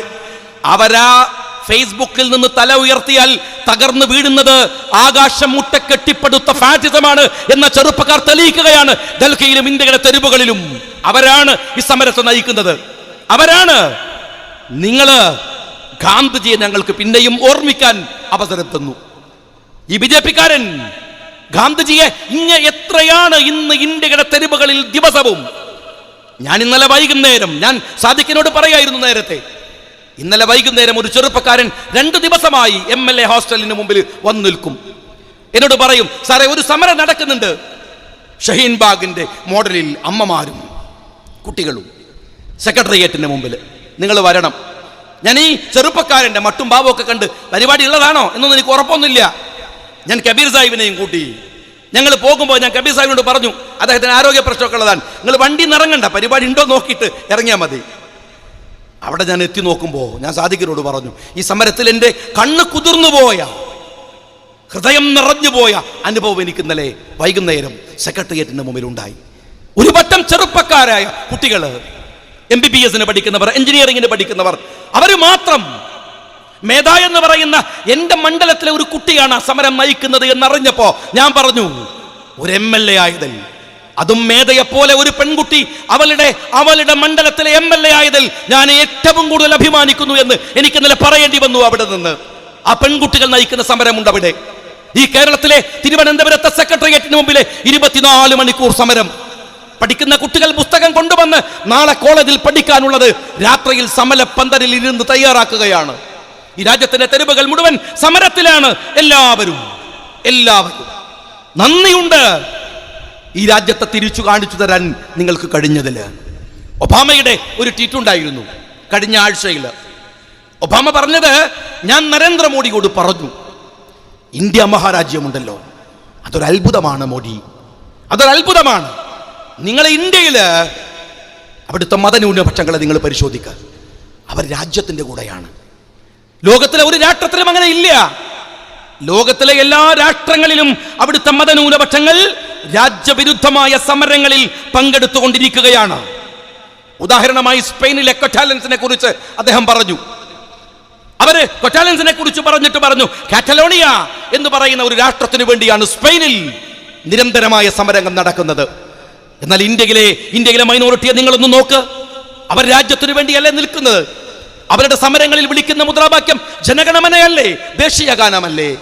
അവർ സമരങ്ങളിൽ പിടിക്കുന്ന കൊടി ഇന്ത്യയുടെ പതാകയല്ലേ? അതുകൊണ്ട് നരേന്ദ്രമോദി അവരെ കൂടി വിശ്വാസത്തിലെടുത്ത് പോവുക, അതാണ് ആ രാജ്യത്ത് നല്ലത് എന്ന് പത്രക്കാർ ചോദിച്ചു. എന്തായിരുന്നു മോഡിയുടെ മറുപടി? ഒബാമ പറഞ്ഞത്, അദ്ദേഹത്തിന്റെ അജണ്ട നിങ്ങൾ അദ്ദേഹത്തോട് ചോദിക്കണമെന്നാണ്. അയാളൊരു മാന്യനാണ്, അതുകൊണ്ട് പറഞ്ഞില്ല. ആ മൈനോറിറ്റിയെ നിങ്ങൾ ഈ രാജ്യത്തിന്റെ അപകടകരമായ അവസ്ഥ. ഞാൻ ചോദിക്കട്ടെ, ചേതൻ ഭഗത് ആരാണ്? RSSകാരനല്ലേ? ചേതൻ ഭഗത് കഴിഞ്ഞ മാസത്തില് ജനുവരിയിലെ എന്താണ് ഈ 15നോ 16നോ അദ്ദേഹം ടൈംസ് ഓഫ് ഇന്ത്യയിൽ എഴുതിയ ഒരു ലേഖനമുണ്ട്. അതിനകത്ത് കൃത്യമായി അദ്ദേഹം പറയുന്നു, ഈ NRC പിൻവലിക്കണം, CAA പിൻവലിക്കണം. അദ്ദേഹം പറയുന്നത്, ഒരുപക്ഷെ നിങ്ങൾ NRC കൊണ്ടുവന്നാൽ, അതല്ലെങ്കിൽ നിങ്ങൾ NPR കൊണ്ടുവന്നാൽ അതൊരു കുഴപ്പമാകുമായിരുന്നില്ല രാജ്യം ഭരിക്കുന്നത് മൻമോഹൻ സിംഗ് ആണെങ്കിൽ. എന്നാൽ അമിത്ഷാ, നിങ്ങൾ ഈ രാജ്യത്തിൽ ഒരാൾക്കും നിങ്ങളെ വിശ്വാസമില്ല. നിങ്ങൾ കൊണ്ടുവന്ന നിയമം ഈ രാജ്യം വിശ്വാസത്തിലെടുക്കില്ല. ആദ്യം മാറേണ്ടത് നിയമമല്ല, നിങ്ങളാണ്. ആരാ പറയണത്? RSSന്റെ ചേതൻ ഭഗത്. എന്നിട്ട് അയാൾ പറയുന്ന ചില കണക്കുകളുണ്ട്. എന്താ കണക്കെന്നറിയുമോ? നിങ്ങൾ ഈ രാജ്യത്തിലെ മൈനോറിറ്റിയെ ഇന്ത്യയിൽ നിന്ന് മാറ്റാൻ ശ്രമിക്കുന്നു. ശരി, അങ്ങനെ മാറ്റുമ്പോൾ നിങ്ങൾ പറയുന്ന ന്യായം എന്താണ്? അവർ ഈ രാജ്യത്തിന്റെ GDP-യെ തകർക്കുന്നു എന്നാണ്. അവർ ഈ രാജ്യത്തിന്റെ GDP-യെ തകർക്കുന്നതിന്റെ എന്തെങ്കിലും ഒരു ഉദാഹരണം നിങ്ങൾ കാണിക്കാനാവില്ല അദ്ദേഹം പറയുന്നു.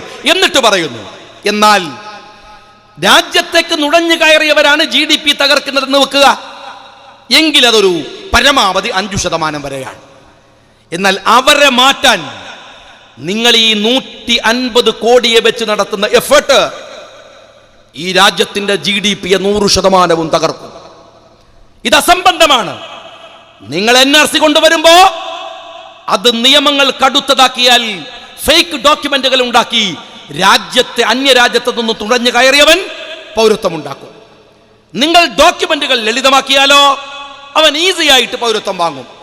എന്നാൽ ഇതിന്റെ മിഡിൽ നിങ്ങൾ ഡോക്യുമെന്റുകൾ കൊണ്ടുവന്നാലോ സംഭവിക്കുന്നത് എന്താണെന്ന് അദ്ദേഹം പറയുന്നത്, അങ്ങനെ ചെയ്താൽ ഉദ്യോഗസ്ഥന്മാർക്ക് പണം കൊടുത്ത് ആളുകൾ ഡോക്യുമെന്റ് ഉണ്ടാക്കും എന്ന് പറഞ്ഞാൽ നിങ്ങൾ ചെയ്യുന്നത് അസംബന്ധമാണ്, അത് ചെയ്യരുത് എന്ന് അമിത്ഷയോട് പറയുന്നത് ചേതൻ ഭഗത് എന്ന് പറയുന്ന RSSന്റെ തലമുതിർന്ന ബുദ്ധിജീവി. എന്നിട്ട് അദ്ദേഹം പറഞ്ഞു, മിസ്റ്റർ അമിത്ഷാ, അവസാനിക്കുന്നത് ഇങ്ങനെയാണ് ലേഖനം. മിസ്റ്റർ അമിത്ഷാ, കോർ ഇഷ്യൂ എന്ന് പറയുന്നത് രാജ്യത്തിന്റെ എക്കണോമിയാണ്, അത് തകരുകയാണ്. നിങ്ങൾ ഇപ്പോൾ ശ്രദ്ധിക്കേണ്ടത് അത് തിരിച്ചു പിടിക്കാനുള്ള പ്രയത്നമാണ്. എന്ത് അസംബന്ധമാണ് നിങ്ങൾ ചെയ്യുന്നത് എന്ന് ഞാൻ വീണ്ടും ചോദിക്കുകയാണ്. ഇവിടെ കുറ്റ്യാടിയില് ഒക്കെ ചില കടകൾ അടച്ചുകൊണ്ട് ഒരു സമര രീതി ആരംഭിച്ചു കേരളത്തിൽ. BJP-കാരൻ പ്രസംഗിക്കാൻ വരുമ്പോ കടകൾ അടക്കുക, കടകൾ അടക്കുന്നു എന്നത് കട അടക്കുന്നവന്റെ സ്വാതന്ത്ര്യമാണ്. പക്ഷേ കട അടപ്പിക്കുന്നത് മുസ്ലിം ലീഗിനെ പോലെ ഒരു പാർട്ടി അതിനെ ഒരിക്കലും അംഗീകരിക്കുന്നില്ല. ബലമായി അങ്ങനെ ഒരു ബലാത്കാരം BJP-കാരനും ഇവിടെ സ്വാതന്ത്ര്യമുണ്ട്, അവന് പറയാൻ അവകാശമുണ്ട്, പറയട്ടെ. അവൻ എത്ര കാലമായി കേരളത്തിന് തെരുവിൽ നിന്ന് പറയാൻ തുടങ്ങിയിട്ട് എന്താ സംഭവിച്ചത് പറയട്ടെ. കടകൾ ബലമായി അടക്കരുത്, ഇത് ഗാന്ധിയൻ സമരമാണ്. ആ സമരത്തിന്റെ ടോണിനെ തിരിച്ചുവിടരുത്. പക്ഷേ ആ കടകൾ അടച്ചുപോയല്ലോ ഒരുപാട് സ്ഥലത്ത്, വളഞ്ഞ വഴിയിലടക്കം. അതിനെ നിങ്ങൾ വലിയ ഇന്റർനാഷണൽ ഇഷ്യൂ ആക്കിയല്ലോ.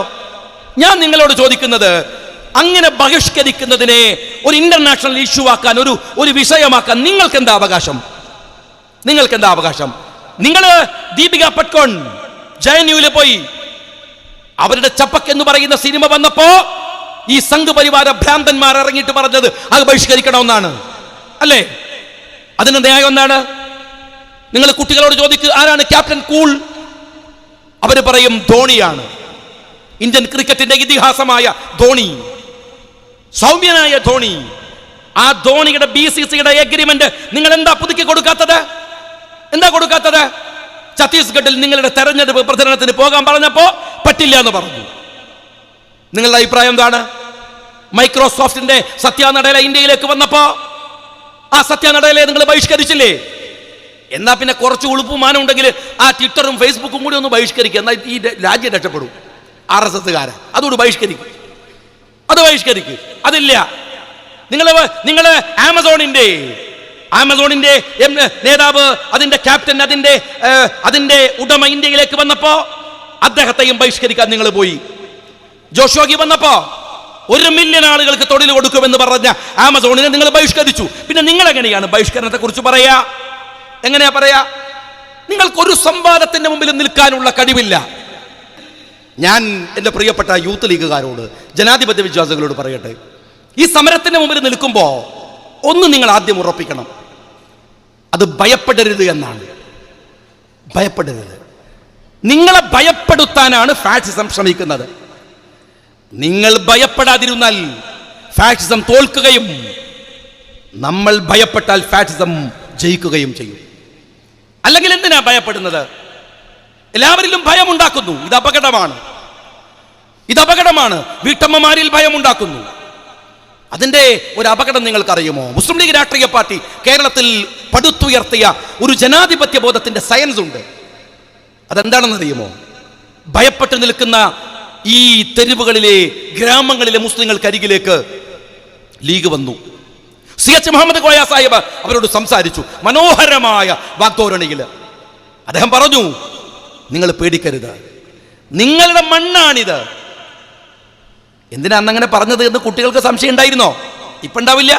ഇടക്കാലത്ത് അന്ന് ഈ രാജ്യത്ത് നിന്ന് നമ്മെ കയറ്റി അയക്കാൻ പാകിസ്ഥാന്റെ വണ്ടി ഏതു നട്ടപ്പാതരയാണ് വീട്ടിന്റെ മുമ്പിൽ വന്ന് നിർത്തുകയെന്ന് വേപ്പതുപോട് കരുതിയിരുന്ന ഒരു ജനതയുടെ മുമ്പിലാണ് ലീഗ് അവതരിച്ചത്.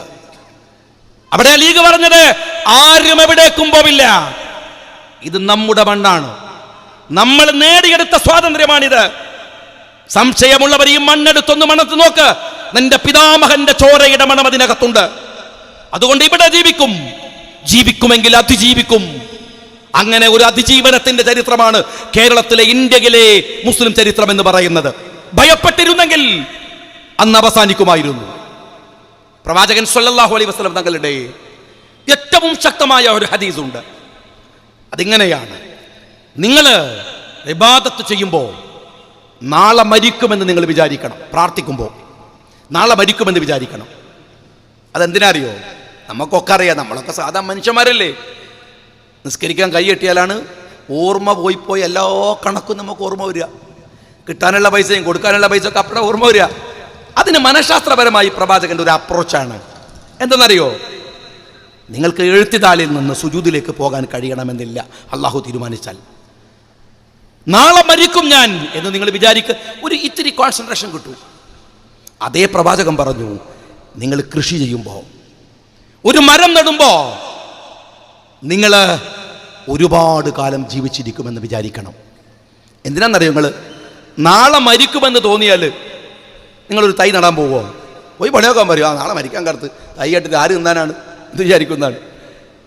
നിങ്ങളുടെ സക്രിയത്വം പോകും, നിങ്ങളുടെ നിർമ്മാണാത്മകത പോകും. അതുകൊണ്ട് ഭയപ്പെടരുത്. ഭയപ്പെട്ടാൽ തകരും. മുഅ്മിൻ എന്ന് പറയുന്നതിന്റെ അർത്ഥം എന്താണ്? നിർഭയൻ എന്നാണ്. എനിക്ക് അതിശയം തോന്നാറുണ്ട്. നിർഭയം എന്നാണ്. നിർഭയൻ, ഭയമില്ലാത്തവൻ. അതല്ലാതെ പേടിച്ചിട്ട് കാണുന്ന മതിലും ചങ്ങലയിലും ഒക്കെ കയറി നിന്നാലേ പിന്നെ ഗതിക്കേണ്ടി വരും. അതാണ്. കാണുമ്പോൾ തന്നെ അങ്ങ് ബേജാറായി വിടലല്ല. അത് മുഅ്മിനിന്റെ ലക്ഷണമല്ല. അങ്ങനെ പേടിപ്പിക്കാൻ ആളുകളുണ്ട്, ഭയപ്പെടുത്താൻ ആളുകളുണ്ട്. അത് ശരിയല്ല. ഞാൻ മിനിഞ്ഞാന്ന് നിയമസഭയിൽ പറഞ്ഞു മുഖ്യമന്ത്രിയോട്, നിങ്ങൾ എന്തിനാണ് ഒരു വിഭാഗത്തെ, ഒരു ജനതയുടെ പ്രശ്നമാക്കി ഇതിനെ മാറ്റുന്നത്? ഇത് മുസ്ലിങ്ങളുടെ പ്രശ്നമാണോ? അല്ലല്ലോ. ഭരണഘടനയുടെ പ്രശ്നമല്ലേ? മുസ്ലിങ്ങളുടെ പ്രശ്നമാണോ? രാജ്യത്തിന്റെ പ്രശ്നമല്ലേ? എന്തിനാണ് ഒരു ഭാഗത്തേക്ക് മാത്രം നിങ്ങൾ നോക്കുന്നത്? വോട്ട് രാഷ്ട്രീയം കളിക്കേണ്ട സമയമല്ല ഇത്. നിങ്ങളുടെ ചങ്ങലയില് നിങ്ങൾ എഴുതി വെച്ച വാചകമുണ്ട്, ഭയപ്പെടേണ്ട, കൂടെയുണ്ട്. അത് തന്നെ പോരെ? ഭയപ്പെടേണ്ട, അത് നിങ്ങൾ കൂടെ ഉണ്ട്. ആര്? ഞാൻ. എനിക്ക് ഭയങ്കര ധൈര്യമുള്ളവരാണ്, ഞങ്ങളെ കൂടെ ഉണ്ട്. നമ്മൾ കുറച്ചാൾ പേടിച്ചിട്ട് ഇങ്ങനെ ബേജാറായി നിൽക്കുകയാണ്. അതാണോ ഈ സമരത്തിൽ വിളിക്കേണ്ട മുദ്രാവാക്യം? കപിൽ സിബൽ പറഞ്ഞത് കേൾക്ക്, അമിത്ഷയോട്, മിസ്റ്റർ അമിത്ഷാ, ഈ മുസ്ലിങ്ങൾക്ക് നിങ്ങളെ പുല്ലിന്റെ വിലയാണ്, അവർക്ക് നിങ്ങളെ ഭയമില്ല, അവർക്ക് നിങ്ങളെ ഭയമില്ല. അതാണ് വർത്തമാനം. അതാണ് നിങ്ങൾ ഭയപ്പെടേണ്ട. ഞങ്ങൾക്കല്ലെങ്കിൽ എന്ത് പേടിയാണ്? ഇതെല്ലാവരുടെയും രാജ്യമല്ലേ, എല്ലാവരുടെ രാജ്യമല്ലേ. ഞങ്ങളൊന്ന് പേടിച്ചു എന്ന് കരുതിയിട്ട് ആവശ്യമില്ലാതെ വന്നിട്ട് മുതലാളിയൊന്നും ചമയരുതാരും. മനസ്സിലായില്ലേ? ഞങ്ങള് ഒരു ചെറിയ ഇഷ്യൂ ഉണ്ട്, അതിനെ ഈ രാജ്യത്തിലെ ജനങ്ങൾ ഒരുമിച്ചാണ് നേരിടുന്നത്. ഇവിടുത്തെ ഹിന്ദു, ഇവിടുത്തെ മുസ്ലിം, ഇവിടുത്തെ ക്രിസ്ത്യാനി, ഇന്ത്യ ഒറ്റക്കെട്ടായി അവര് തുരത്തും ഈ രാജ്യത്തിലെ ശത്രുക്കളെ, അവര് തുരത്തും. അതിനിടയിൽ അങ്ങനെ വന്ന് മുതലാളിയായിട്ട് തോള് കൈയിട്ടിട്ട് മുതലാളി ചമയരുത്. ഞാൻ പറയാണ്, എല്ലാവർക്കും വേണ്ട മണ്ണാണ്. അങ്ങനെ ആരുടെയെങ്കിലും ഔദാര്യത്വത്തിൽ കിട്ടേണ്ടതല്ല ഇന്ത്യയുടെ പൗരത്വം എന്ന് പറയുന്നത്. അത് ഞങ്ങളുടെ ജന്മാവകാശമാണ്, ഞങ്ങളുടെ ജന്മാവകാശമാണ്. ഞങ്ങൾ പൊരുതി വാങ്ങിയതാണ്. പിണറായി വിജയൻ പറഞ്ഞിട്ടുണ്ടോ? നിങ്ങൾ കാണ്, ഇന്ന് മാതൃഭൂമി മീഡിയ വൺ അതിന്റെ സ്റ്റോറി ചെയ്തിട്ടുണ്ട്. നിങ്ങൾ കാണ്.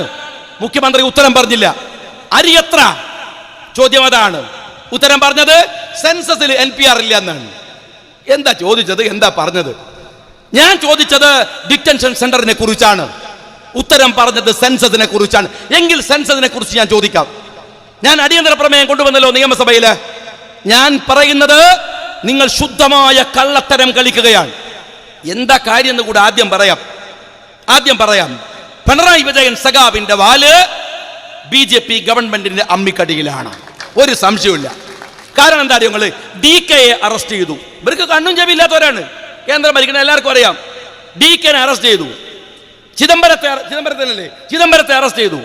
ഇവരെ അറസ്റ്റ് ചെയ്യാൻ യാതൊരു മടി ഉണ്ടാവില്ല. പിണറായിനെ അറസ്റ്റ് ചെയ്തു. ആ ഒറ്റ ലാവലിംഗ് കേസ് മതി, പൂട്ടേണ്ട സമയം കഴിഞ്ഞു. പക്ഷേ അയാളെ മുമ്പിൽ നിർത്തിയിട്ട് നിങ്ങൾ ഗിമ്മിക്ക് കളിപ്പിക്കുന്നു അദ്ദേഹത്തെ കൊണ്ട്. ഈ കേസിന്റെ പേരിൽ നിങ്ങൾ ഗവർണറുമായി കോംപ്രമൈസ് ചെയ്യിപ്പിച്ചു. നിങ്ങൾ അതിന്റെ മറവിൽ നിങ്ങൾ ഡിറ്റൻഷൻ സെന്റർ തുടങ്ങുകയാണ്, അതിന്റെ മറവിൽ നിങ്ങൾ NPR തുടങ്ങുകയാണ്. എന്റെ ചോദ്യം വീണ്ടും ഞാൻ ആവർത്തിക്കട്ടെ. ഇതാണ് സെൻസസും NPR-ഉം തമ്മിൽ എന്താ വ്യത്യാസമെന്ന് മുഖ്യമന്ത്രി ഒന്ന് പറഞ്ഞു തന്നെ. നിങ്ങൾ പഠിക്കു കുട്ടികളെ, പണ്ടത്തെ പോലത്തെ കാലമല്ലോ. പണ്ട് ചൈനയിലേക്ക് നോക്കുന്ന പറഞ്ഞാൽ മേപ്പെട്ട് ഇങ്ങനെ നോക്കണം. ഇപ്പൊ അതൊന്നല്ല. നിങ്ങൾ അപ്പൊ തന്നെ ചൈന അടിച്ചു നോക്കിയാൽ മതി, അപ്പൊ മനസ്സിലാവും. കാലം മാറിയിട്ട് നിങ്ങൾ പഠിക്ക്. ഞാൻ ചോദിക്കുന്നത് എന്താ NPR, എന്താ സെൻസസ്? NPR എന്ന് പറയുന്നത് മൂവ് ചെയ്യുന്ന ഒരു സാധനമല്ല. കണക്കെടുക്കാൻ വന്നാന്ന് പറഞ്ഞു ഒരുത്തനും വരില്ല. എങ്ങനെ വരികയെന്നറിയോ നിങ്ങള്? സെൻസസ് എടുക്കാൻ എന്ന് പറഞ്ഞാണ്. NPR ഒരു സ്ഥലത്ത് നിൽക്കും, അത് എല്ലാ വിവരങ്ങളും അബ്സോർബ് ചെയ്യും, അതിങ്ങനെ ശേഖരിക്കും. അത് മൂവിയില്ല. മുഖ്യമന്ത്രി പറയുന്നത് NPR നടക്കില്ല, സെൻസസ് നടക്കുമെന്നാണ്. ഇതെന്തൊരു തോന്നിയാതാണ്? NPR നടക്കൂല, അങ്ങക്കറിയാം നടക്കൂല, ഇരിക്കുള്ളൂ. സെൻസസ് നടക്കും, അതന്നെയാണ് കറക്റ്റ് വേർഡ്. NPR നടക്കൂല, കാരണം NPR അവിടെ നിൽക്കും. സെൻസസ് നടക്കും, എന്നിട്ടോ നടന്നു വന്നിട്ട് സാധാരണ വിവരം NPR-ന് കൊടുക്കും. അതാണ് പ്രശ്നം. നിങ്ങൾ ഈ സെൻസസിൽ നിന്ന് ചോദ്യം മാറ്റി എന്ന് പറഞ്ഞു. ഇനി മറ്റൊന്ന് കൂടി ചോദിക്കട്ടെ. NPR-ന്റെയും സെൻസസിന്റെയും അതിന്റെ ഓർഡർ വന്നത് വേറെ വേറെ നമ്പറിലാണോ മുഖ്യമന്ത്രി? അല്ല, ഒറ്റ റിപ്പോർട്ടിൽ, ഒറ്റ ഓർഡറിൽ. അറിയോ നിങ്ങള്? ഒരൊറ്റ ഓർഡറിലാണ് സെൻസസിന്റെയും NPR-ന്റെയും ഓർഡർ കേരളത്തിന് കൈപ്പറ്റിയത്. അതെന്ന് മുഖ്യമന്ത്രി പറയാണ് ആ സാധനം എടുക്കൂല. ഞാൻ നിയമസഭയിൽ ചോദിച്ചത് ഇതിന് കേന്ദ്രത്തിന്റെ മറുപടി എന്താണ്? അതാ ചോദ്യം. അതിന് ഉത്തരമില്ല. അതിനെന്താ കേന്ദ്രത്തിന്റെ മറുപടി എന്താണ്? മറുപടി ഇല്ല. ഞങ്ങൾ കത്തയച്ചിട്ടുണ്ട്. നിങ്ങൾ ഇങ്ങനെ പ്രേമ കത്തയച്ച് കളിച്ചാൽ മതി. ഇത് രാജ്യം കൂട്ടിച്ചോറാണ്, കേസാണ്. നിങ്ങൾ കത്തയച്ചു, മറുപടി പറയും. എന്താ പ്രധാനമന്ത്രി തന്ന മറുപടി? എന്താ ആഭ്യന്തര വകുപ്പ് എന്ന മറുപടി? എന്താ സെൻസസ് കമ്മീഷൻ തന്ന മറുപടി?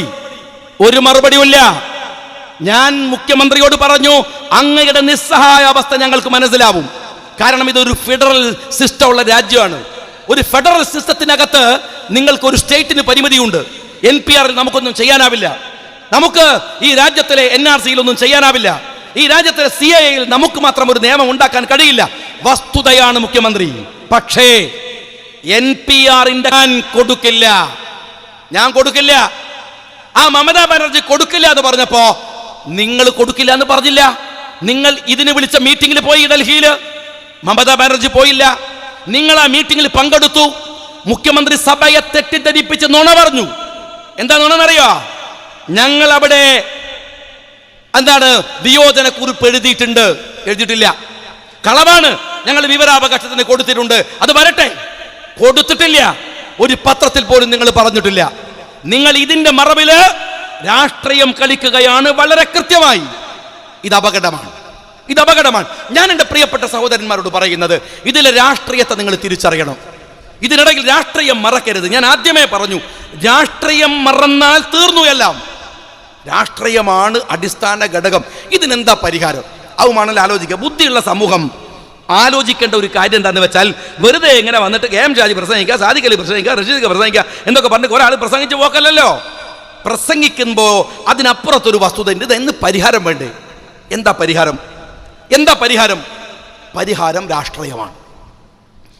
എന്താ കാരണം ഉണ്ടായത് നിങ്ങൾ ആലോചിക്കുക. CAA കൊണ്ടുവന്നു എന്ന് വെച്ചാൽ പൗരത്വ ബില്ല് കൊണ്ടുവരികയും അത് ആക്ട് ആക്കുകയും ചെയ്തു. എവിടെ നിന്ന്?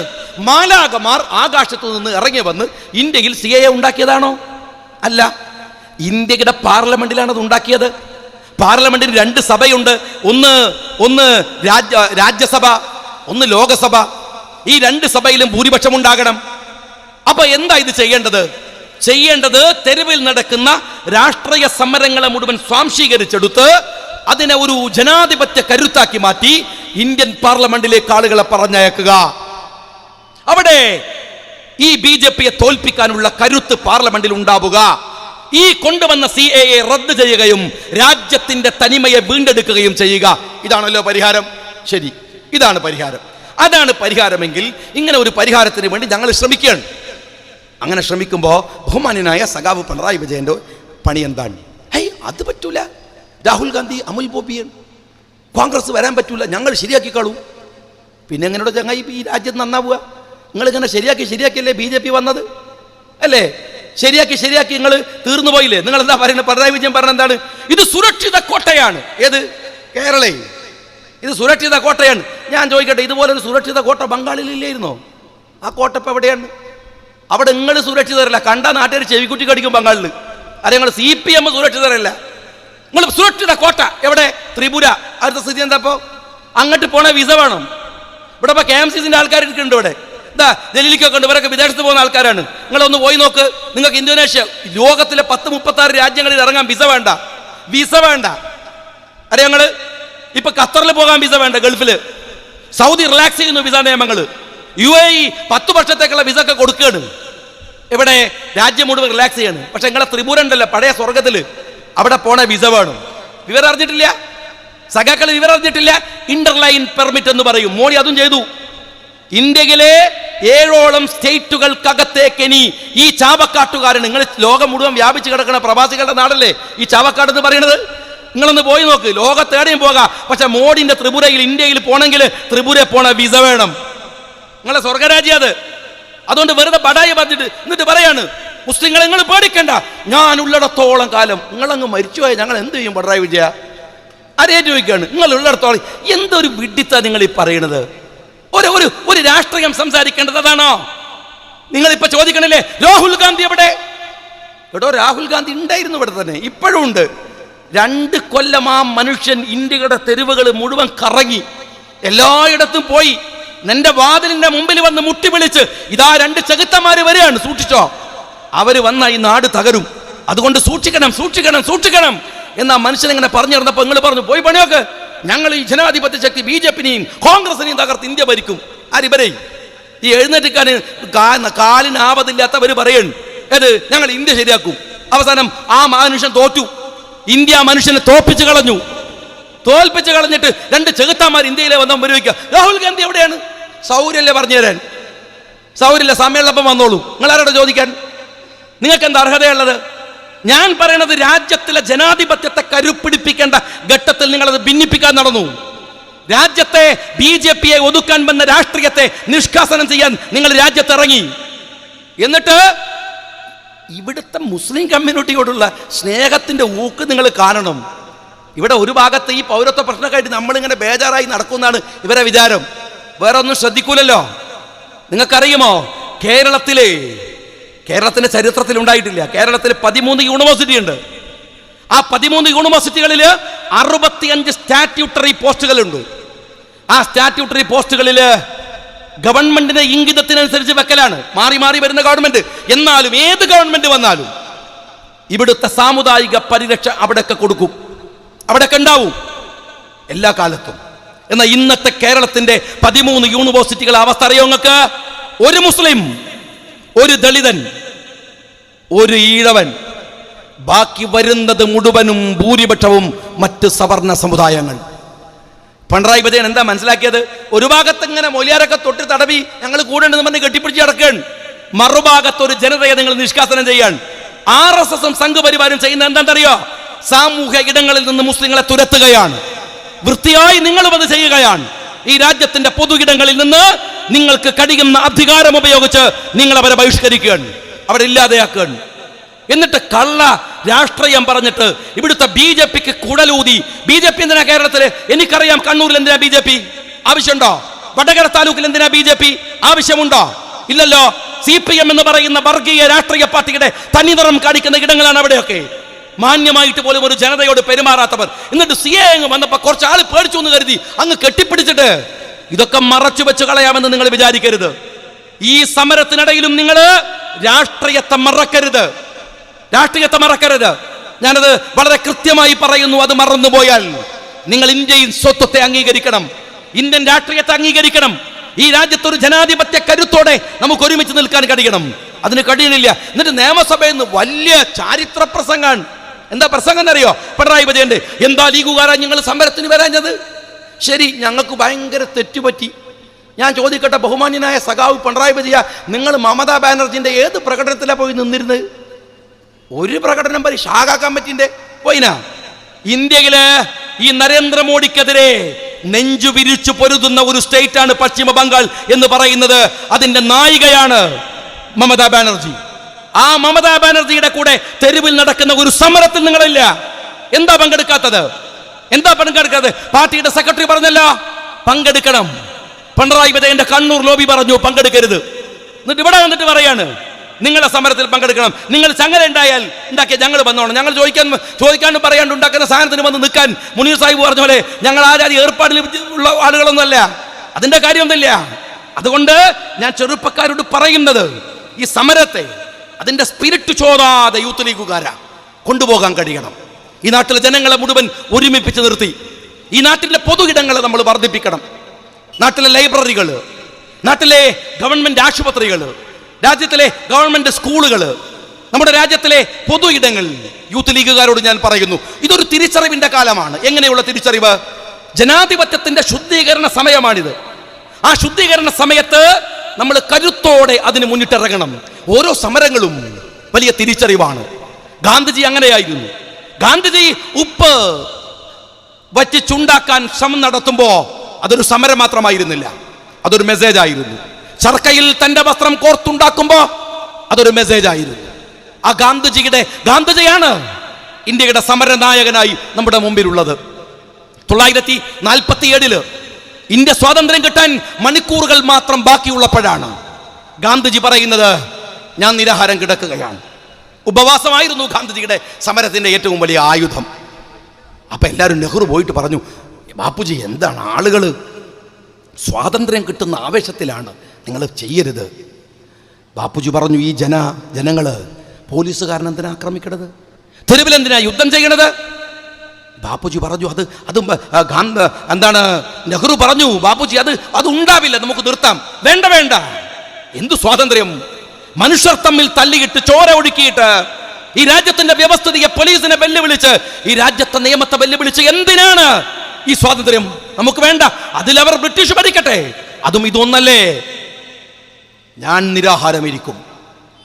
ബാപ്പുജി നിരാഹാരമിരുന്നു. 3-ാമത്തെ ദിവസം നെഹ്റു ഗാന്ധിജിയുടെ പന്തലിൽ ചെല്ലുന്നത് സമരം ചെയ്യുന്ന, സ്വാതന്ത്ര്യ സമരത്തിൽ പങ്കെടുക്കുന്ന ചെറുപ്പക്കാരികൾ അവരെ തടുക്കാൻ വന്ന പോലീസുകാർക്ക് റോസാപ്പൂക്കൾ കൊടുക്കുന്ന ഫോട്ടോ കാണിച്ചുകൊണ്ടാണ് ബാപ്പുജി സമരം അവസാനിപ്പിച്ചു. നിങ്ങൾ കണ്ടില്ലേ, ഡൽഹിയിൽ സമരം ചെയ്യുമ്പോൾ ആ പെൺകുട്ടികളെ അടിക്കാൻ വന്ന പോലീസുകാരന് റോസാപ്പൂ നീട്ടി നിൽക്കുന്ന പെൺകുട്ടിയെ ഗാന്ധിയെ നമ്മൾ അതുപോലെ വീണ്ടും ഓർമ്മിച്ചെടുക്കുകയാണ്. ഇന്ത്യ മനോഹരമായി തിരിച്ചു വരികയാണ്. നിങ്ങളുടെ മക്കൾക്ക് ഈ സമരങ്ങളുടെ ഭാഗമായി ഗാന്ധിജിയെ കുറിച്ച് പഠിപ്പിച്ചു കൊടുക്കണം, പുസ്തകങ്ങൾ വാങ്ങിക്കൊടുക്കണം. 1940-കളിലെയും 50-കളിലെയും ഇന്ത്യയുടെ അതിജീവനത്തെക്കുറിച്ച് പറഞ്ഞു കൊടുക്കണം. ചാവക്കാട്ടിലെ കാർന്നോമാര് പഴയ സിലോണിലേക്ക് പോയത്, ഗൾഫിന്റെ മണലാരണ്യത്തിൽ ചാക്ക് ചുമന്നത്, എന്തെല്ലാം അതിജീവനമായിരുന്നു നിങ്ങൾ നടത്തിയതെന്ന് നിങ്ങളുടെ പുതിയ തലമുറയോട് നിങ്ങൾ പറഞ്ഞു കൊടുത്തിട്ടില്ല. എല്ലാ സൗകര്യങ്ങളിലുമാണ് നിങ്ങൾ അവരെ വളർത്തുന്നത്. അവരോട് പറയണം, ഈ രാജ്യം ദരിദ്രമായിരുന്നു. 1942 മധുരയിൽ നിന്ന് നമ്മുടെ പ്രിയപ്പെട്ട ബാപ്പുജി ഒരു സമരം നയിക്കുകയാണ് ഡൽഹിയിലേക്ക്. ആ സമയത്ത് വൈഗാനദിയുടെ തീരത്ത് നിന്ന് കുറച്ചു വെള്ളം കുമ്പിളിലെടുത്ത് തലങ്ങനെ തടവണുണ്ട്, ചൂടുകൊണ്ട് തൻ്റെ തൊപ്പിങ്ങനെ നരക്കനുണ്ട്. ആ സമയത്താണ് ബാപ്പുജി ഒരു കാഴ്ച കാണുന്നത്. കുത്തിയൊലിക്കുന്ന വെള്ളമുള്ള ഒരിടത്ത്, കടുത്തോളമുള്ള വെള്ളത്തിലിരുന്ന ഒരു അമ്മ വസ്ത്രം അലക്കുകയാണ്. ബാപ്പുജിക്ക് മനസ്സിലായി. ആദ്യം ആലോചിച്ചു, അപകടമല്ലേ അവർ ചെയ്യേണ്ടത്. പിന്നെ മനസ്സിലായത്, ആ അലക്കിയെടുക്കുന്ന വസ്ത്രം എടുത്തിട്ട് വേണം ആ സ്ത്രീക്ക് അവരുടെ നഗ്നത മറക്കാൻ. കടുത്തൊപ്പമുള്ള വെള്ളത്തിലാണ് അവരുടെ നഗ്നത മറച്ചു വെച്ചിരിക്കുന്നത്. ബാപ്പുജി പാവമായിരുന്നു, ഹൃദയാലുവായിരുന്നു. തൻ്റെ മേൽക്കോട്ടടിച്ച് ബാപ്പുജി അവർക്ക് എറിഞ്ഞുകൊടുത്ത്, വെള്ളത്തിലിട്ട് തേവി കൊടുത്ത് അവരത് വാങ്ങി ബാപ്പുജിയുടെ മുമ്പിൽ നമസ്കരിച്ച് നിൽക്കുന്നത് കാണാതെ ആ മനുഷ്യൻ തിരിച്ചു പോകുമ്പോൾ എടുക്കുന്ന ഒരു പ്രതിജ്ഞയുണ്ട്. ചെറുപ്പക്കാരെ, എന്താണെന്നറിയുമോ? ഇന്ത്യ രാജ്യത്തിലെ മുഴുവൻ ജനങ്ങൾക്കും ഉടുതുണിക്ക് മറുതുണി ഉണ്ടാവുന്നത് വരെ ഞാനിനി ഒറ്റ വസ്ത്രം മാത്രമേ ധരിക്കൂ. ഗാന്ധിജിയുടെ ഫോട്ടോ കണ്ടിട്ടില്ലേ നിങ്ങൾ? 1948 ജനുവരി 30 നാഥുറാം വിനായക് ഗോസെ എന്ന് പറയുന്ന തെമ്മാടി ആ മനുഷ്യന്റെ എല്ലിച്ച ശരീരത്തിലേക്ക് വെടിയുണ്ടകൾ ഉതിർത്ത് അത് പിടഞ്ഞു മരിക്കുമ്പോഴും ആ ദേഹത്തൊറ്റ വസ്ത്രമായിരുന്നു. എൻ്റെ ഓഫീസിൽ എൻ്റെ തലയുടെ പിറകിൽ ഗാന്ധിജിയുടെ ഫോട്ടോ കണ്ടിട്ട് അവിടെ വന്നൊരു കുട്ടി എന്നോട് ചോദിച്ചു, വാപ്പ ഉംറക്ക് പോയതാണോ എന്ന് ചോദിച്ചു. അങ്ങനെയാണല്ലോ ഗാന്ധിജിയെ കണ്ടാൽ ഒറ്റ വസ്ത്രം മാത്രം ധരിച്ച്. അതിൻ്റെ ചരിത്രം ഇതാണ്. ഒരു സ്ത്രീയോടല്ല, ഒരു രാജ്യത്തിൻ്റെ കടപ്പാടിൽ നിന്നാണ് തൻ്റെ മേൽവസ്ത്രം അഴിച്ചെറിഞ്ഞത് ബാപ്പുജി. 1948 അവിടെയാണ് അങ്ങ് ഡൽഹിയിൽ ഒരു കഞ്ഞി വിളമ്പൽ പരിപാടി നടക്കുകയാണ്. ആരാ ഉദ്ഘാടനം ചെയ്യുന്ന കാര്യങ്ങൾ? ആകാശം മുട്ടെ ഉയർന്നു നിൽക്കുന്ന വ്യക്തിപ്രഭാവത്തിൻ്റെ ഉടമ പണ്ഡിറ്റ് ജവഹർലാൽ നെഹ്റു. കഞ്ഞി ഉദ്ഘാടനം ചെയ്യാൻ ഇപ്പം എന്നെയൊക്കെ വിളിച്ചാൽ, MLA നിലക്ക് വിളിച്ചാൽ ഞാൻ കൊന്നാ പോവില്ല. പഞ്ചായത്ത് മെമ്പറെ വിളിച്ചു പറയും, പഞ്ചായത്ത് മെമ്പറെ കിട്ടൂല കഞ്ഞി വിളമ്പാൻ. നമ്മളിപ്പോൾ സുഭിക്ഷതയുടെ നാട്ടിലല്ലേ ജീവിക്കണത്, എന്ത് കഞ്ഞി അല്ലേ? 48 കഞ്ഞിക്ക് അമൃതിൻ്റെ വിലയുണ്ടായിരുന്നു, അത്രമേൽ വിലയുണ്ടായിരുന്നു. ഇന്ത്യയുടെ പ്രധാനമന്ത്രിയാണ് കഞ്ഞി വിളമ്പി കൊടുക്കുന്നത്. ഇങ്ങനെ വിളമ്പിക്കൊണ്ടിരിക്കുമ്പോൾ പ്രായമുള്ള ഒരു സ്ത്രീ ഒരു വലിയ മൊന്ത പിടിച്ചിട്ട് കഞ്ഞിക്ക് വേണ്ടി നീട്ടി. നെഹ്റു പറഞ്ഞു അവരോട്, അമ്മക്ക് ഈ മൊന്ത ഒറ്റക്ക് പിടിക്കാൻ പറ്റുമോ? ഒരു ചെറിയ പരിഹാസമുണ്ടായിരുന്നു. അവരാ മൊന്ത പിറകോട്ട് വലിച്ചു. എന്നിട്ട് നെഹ്റുവിനോട് പറഞ്ഞു, പ്രധാനമന്ത്രി, എനിക്ക് മനസ്സിലായി കളിയാക്കല്, പക്ഷെ നിങ്ങൾ അറിയണം, ഇതെനിക്കെൻ്റെ വയറിലേക്കല്ല, 23 വയറുകൾക്കാണ്. അവർക്കിവിടെ പാത്രമോയുമായി വരാൻ ഞാൻ ധരിച്ച പോലെ ഒരു വസ്ത്രം അവർക്കില്ല. അവരോട് മാപ്പ് പറഞ്ഞ് പണ്ഡിറ്റ് ജവഹർലാൽ നെഹ്റു അവർക്ക് പിന്നെയും കഞ്ഞി വിളമ്പി കൊടുത്തു. അവിടുന്നാണ് നമ്മൾ വന്നത്. റിലയൻസ് തയ്ച്ചു കൊടുക്കുന്ന 10 ലക്ഷത്തിൻ്റെ കോട്ടുമിട്ട് നടക്കുന്ന ഈ എരപ്പൻ പ്രധാനമന്ത്രിക്ക് അറിയില്ല എവിടെ നിന്നാണ് ഇന്ത്യ വന്നത് എന്ന്. എത്ര ദാരിദ്ര്യമായിരുന്നു ഇന്ത്യയിലെന്ന്. ബന്നിന്റെ മുകളിൽ മുന്തിരി വച്ച പോലെ ഈ ചീർത്തു വീർത്ത അമിഷയൊക്കെ കയറിയിരിക്കുന്ന ഇന്ത്യ എവിടുന്നാ വന്നത് എന്നറിയില്ല നിങ്ങൾക്ക്. ദാരിദ്ര്യത്തിന്റെയും കഷ്ടപ്പാടിനെയും ഇന്ത്യ അതിജീവിച്ചത് മതത്തിന്റെ പേരിലല്ല, മനുഷ്യന്റെ പേരിലാണ്. അവിടെ എല്ലാവരും ഉണ്ടായിരുന്നു, ഹിന്ദുവും മുസ്ലിമും ക്രിസ്ത്യാനിയും സിഖുകാരനും ഒക്കെ. നിന്റെ മതത്തിന്റെ മനസ്സിലെ വിഷം കൊണ്ട് അവരെ അങ്ങ് പറിച്ചു കളയാൻ നീ ഇനിയും 1000 തന്തമാർക്ക് ജനിക്കേണ്ടി വരുമെന്ന് നിങ്ങൾ മനസ്സിലാക്കിക്കോ. ഇത് ഇന്ത്യയാണ്. ഒരു 2ാം സ്വാതന്ത്ര്യ സമരത്തിൽ പങ്കെടുക്കാൻ കഴിഞ്ഞവരാണ് ഞങ്ങളെന്ന് ഈ പുതിയ തലമുറയിലെ കുട്ടികൾ അഭിമാനിക്കുന്നു. ആ കുട്ടികൾക്ക് അഭിമാനമുണ്ട്. ഇന്ത്യയെ തിരിച്ചു പിടിക്കാനുള്ള സമരമാണിത്. ഒറ്റുകാർ വരുമ്പോൾ ജാഗ്രതയായിരിക്കുക, ജാഗ്രവത്തായി നിൽക്കുക, അവർക്കെതിരെ പൊരുതാനുള്ള കരുത്തായി മനസ്സിൽ സൂക്ഷിക്കുക. സമരങ്ങൾ അവസാനിച്ച് വീട്ടിൽ പോയാലും നെഞ്ചിൻ കൂട്ടിലെ രാഷ്ട്രീയത്തിന്റെ നെരിപ്പോട് കെടുത്താതെ ഇരിക്കുക.